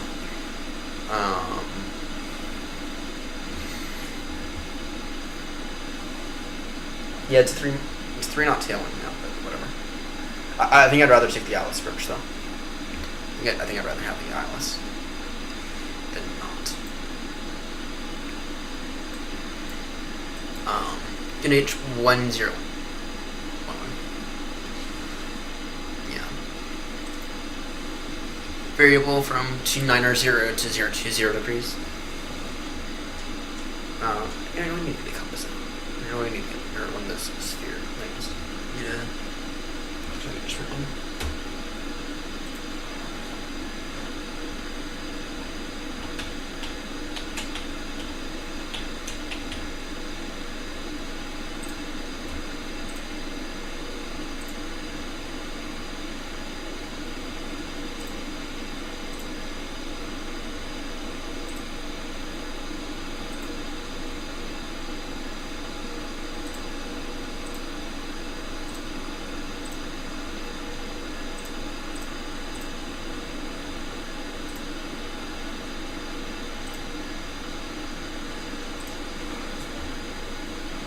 Just go ahead and quickly print this out. We got the time, so we got a few moments.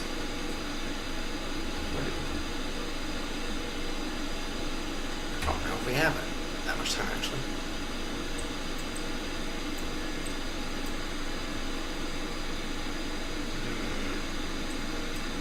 Yeah, I'll leave it over here.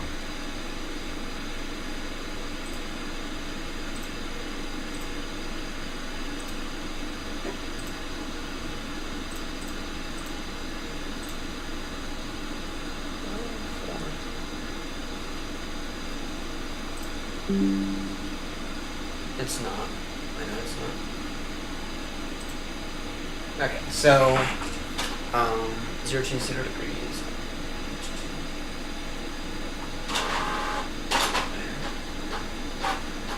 Yeah, that's a challenge. That's a challenge. But you know, that's fine. Let's slow our speed now. Speed 220.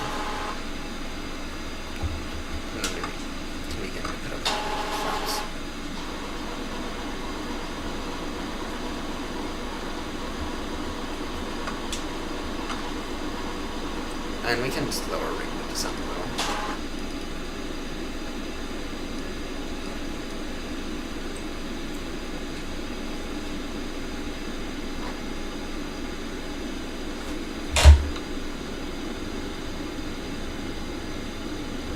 Don't want us to be going over speed now.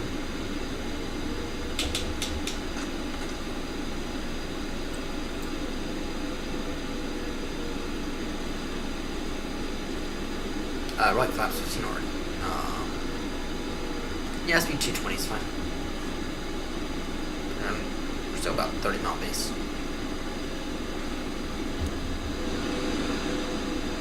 We're still in about a 30 mile base.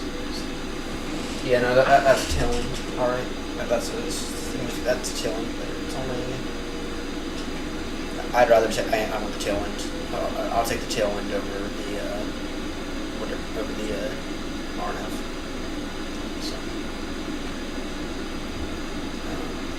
from the ILS and the RNF.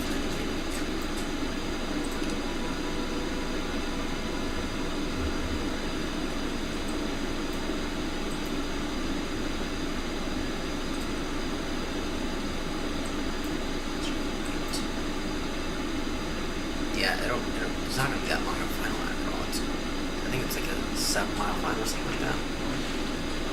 So so establish a little slower than what we usually do.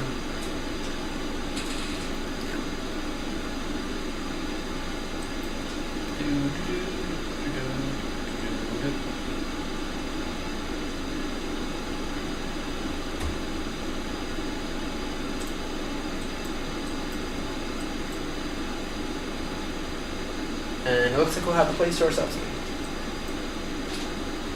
And this guy here is his house.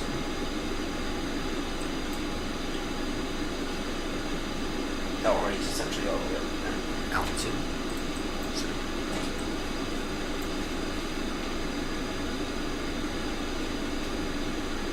Let's take our speed down to 1900. And I'll maintain 1900 to establish and establish something like puff. And we'll actually what we'll do is we'll widen out and come back in about I guess we'll call that 10 mile. I guess in about 10 miles or so we'll begin to widen up and come back in. We'll widen out. 20 miles a bit.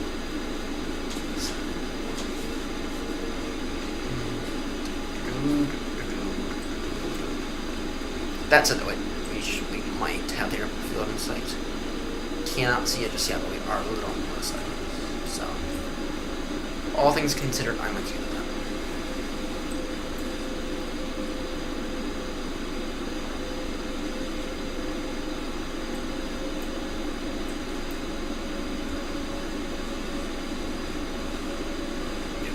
Maybe another 10 minutes before we're there. 20 miles. Yeah, so yeah, I guess in about 5, 6, maybe 7, 8 miles, we'll go ahead and begin to widen out. So that way we're not establishing at like this angle, right? So maybe we can establish more at like this angle. Think of this like the glide slope right here. Instead of us establishing at like this angle, which is going to be a bit of a mess in terms of waviness, right? Which space we don't really have that much. What we'll do is we'll establish, we'll come out, right, and we'll widen out, and then we'll come in like this, right, then we can establish ourselves like this, which will reduce that waviness. So, that's the goal though, and we'll do that in about 2-3 minutes or so.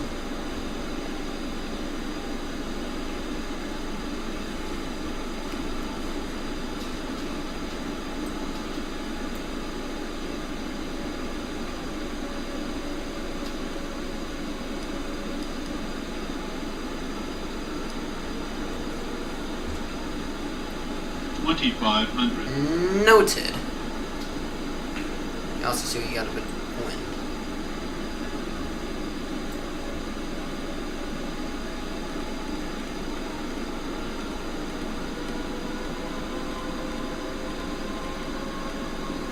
We'll go 070. Monarch traffic speed bed 300 Juliet. The heading is 070 degrees to widen out so we can establish ourselves on the islands from 922 Monarch traffic.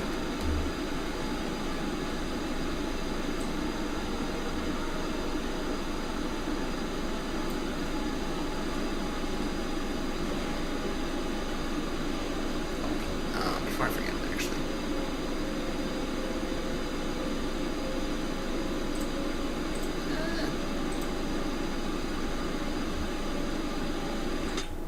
Take a quick second then.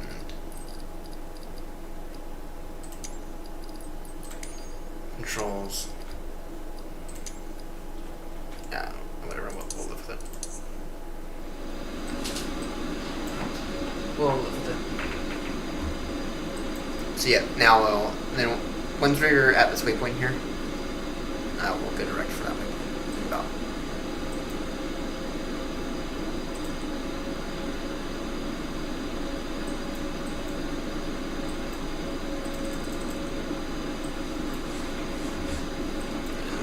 Okay.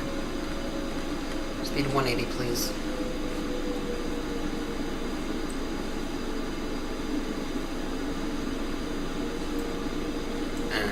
got 15 degrees. We got flaps 15, so fine.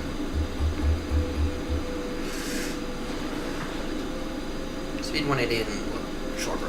Speed further once established. At least with the localizer. So. Yeah, we'll wait until we're about there or so. Wait a minute, give another 6, 7 miles or so. No, then we'll make our turn. Yes.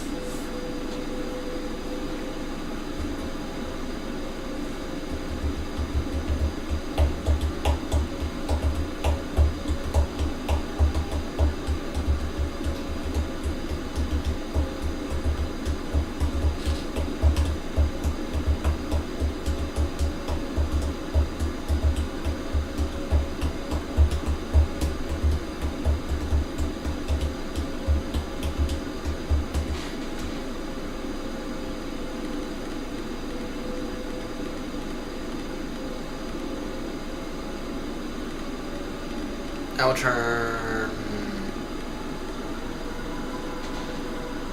heading 100 degrees.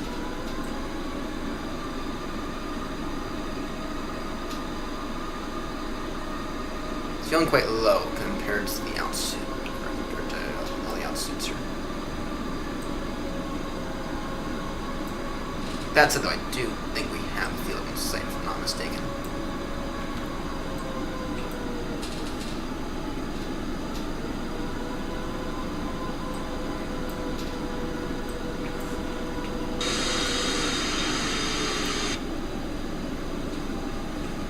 If we're not careful here, though, we have to be very careful here. No more descent.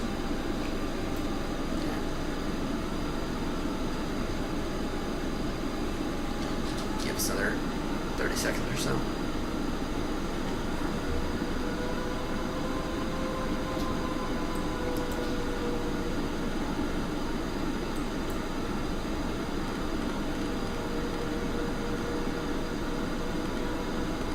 On 30 degrees.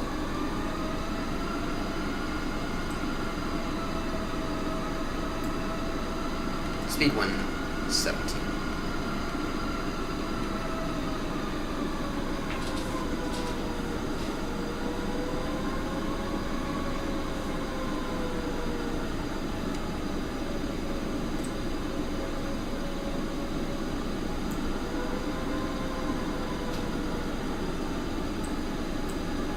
Speed 160 now.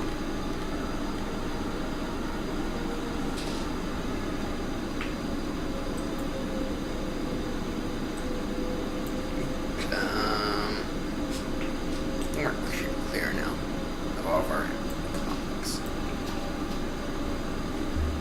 Yeah. Cured it.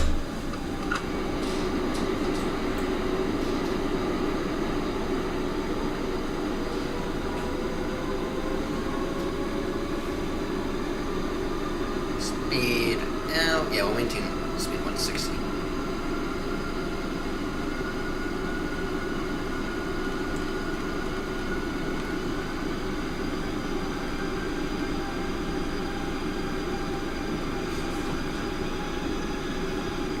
Glenark traffic speed bed 300 Juliet. Maintaining heading 160 degrees till established.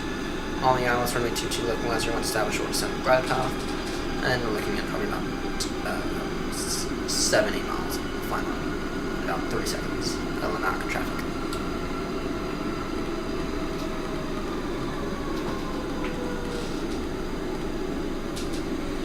More flaps, please. Good, make sure we're lit up. You're like a beautiful, beautiful speed bed.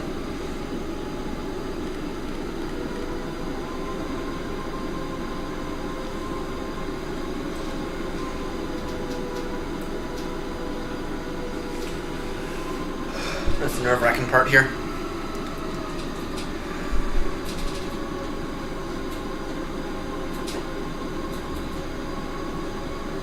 And I do see the runway now.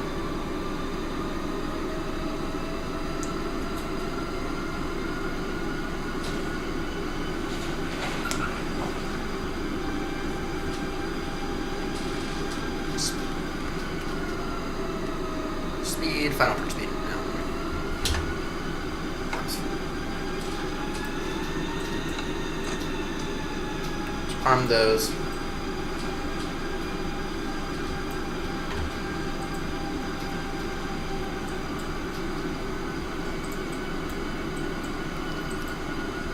Monarch traffic speedbird.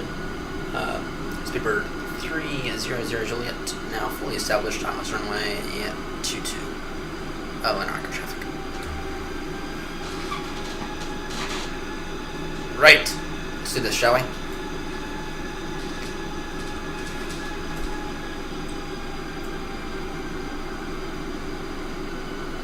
We're sending with the glide slip now.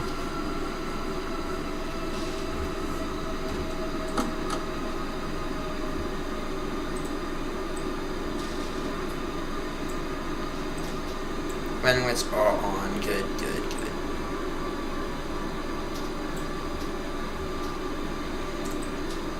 Well, I will note this airport here is really not an airport that's meant to handle this. So.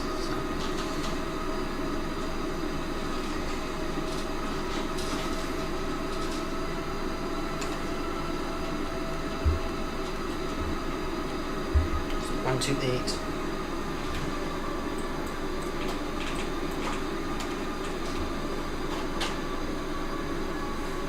Good all. 1,000. Noted.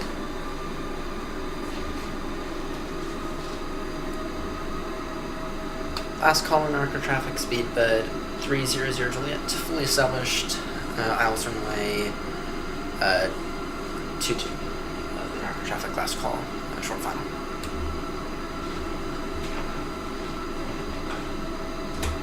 Okay. Take this over in about 45 seconds or so, I think.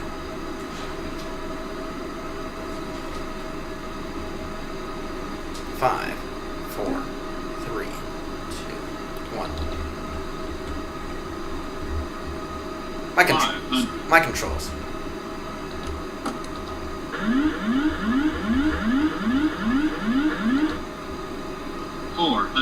Noted.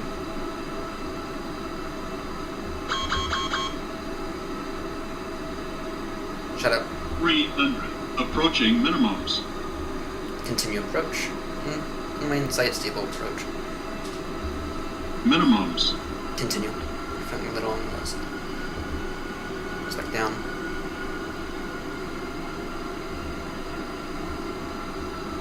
$100. 50. 30. 20.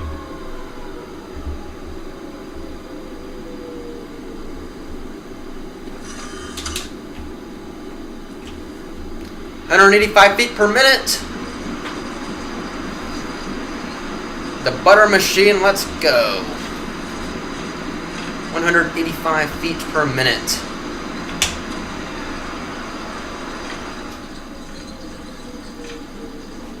Called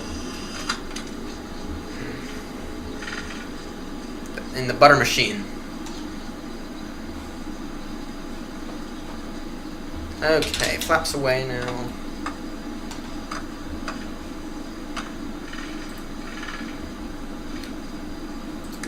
Landing lights off. Come on now. I'm gonna turn off lights off. Ground spoilers away now. Arca traffic speedbird 300 Juliet. Heavy is now vacated runway 22. Arca traffic. That is what the butter machine does. And we'll go ahead and take stand 12 Alpha. Taxi via Echo Whiskey. That's right. Yeah, we'll go Echo Whiskey.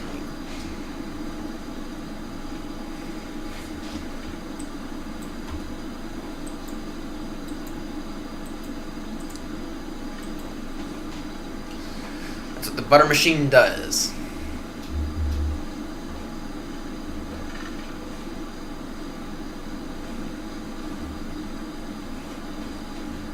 Yeah, I'll be taking one of these on Lima Alpha. So we are a little bigger for some of these games. We're a little too big for some of these games.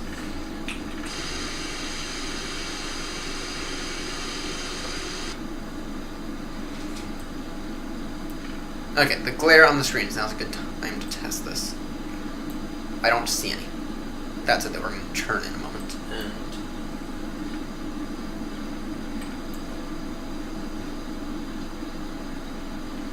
yeah, okay, we'll take a look at how much New Sky's going to bash that takeoff, but that landing was flawless. So hopefully it doesn't bash us too hardly. Hopefully it doesn't bash us too hard. Joey's off now.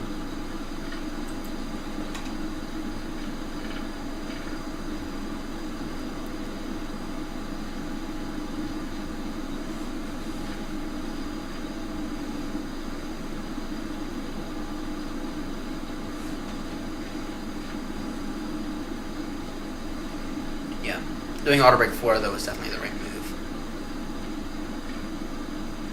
Felt a little long in that landing distance, but it's fine.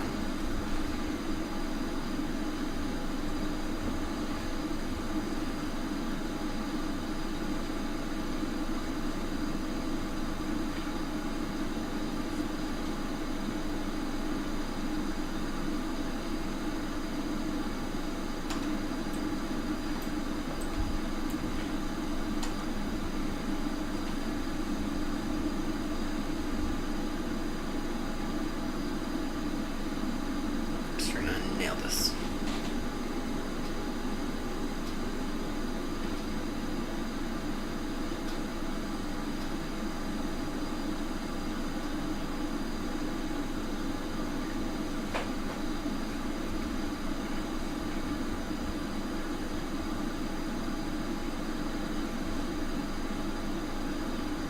If only they could judge us on our parking job.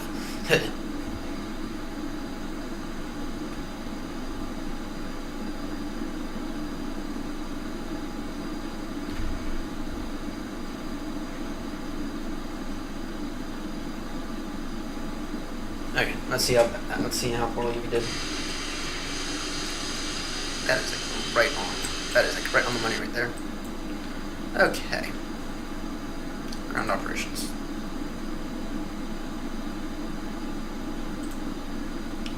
Let's check.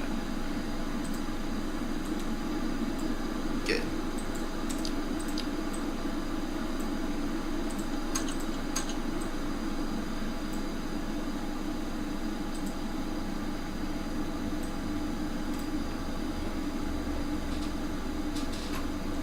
okay, New Sky.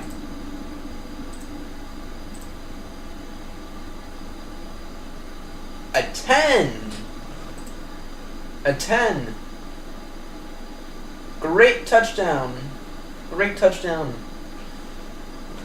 Despite all of our major failures, you got a 10 on that.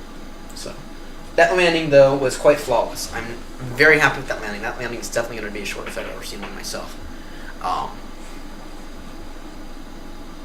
Maximum line deviation. Yeah, that landing was flawless. I'm surprised it didn't bash us the takeoff roll, though. So, yeah, I'm very surprised it didn't bash us for that.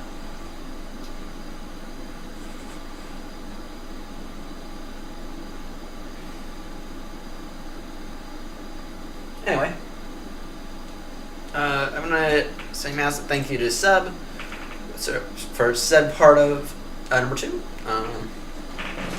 For tuning into the stream today. He's a fantastic guy. Talking a lot on this channel now. Or we might try to do some kind of collab at some point. Yeah, no, massive thank you to him. And yeah, massive thank you for anyone who's tuning in the future. Because I know there's no one who's tuning into us right now. That landing was quite flawless. I'm very, very happy with that landing.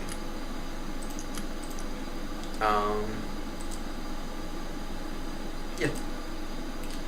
Anyway, like I said, thank you all so much for tuning in. It's been a blast. You can expect probably the next stream Tuesday night is my goal. So, and I don't think I'm going to be doing much with the channel since then. So, anyway, thank you all so much for tuning in. Tuesday night, I think we're going to do it on Tuesday night and then Thursday night. And I think Thursday night we're going to really try to wrap up the Euro capitals in general. I think that's gonna be the goal. Not gonna be anything tomorrow night.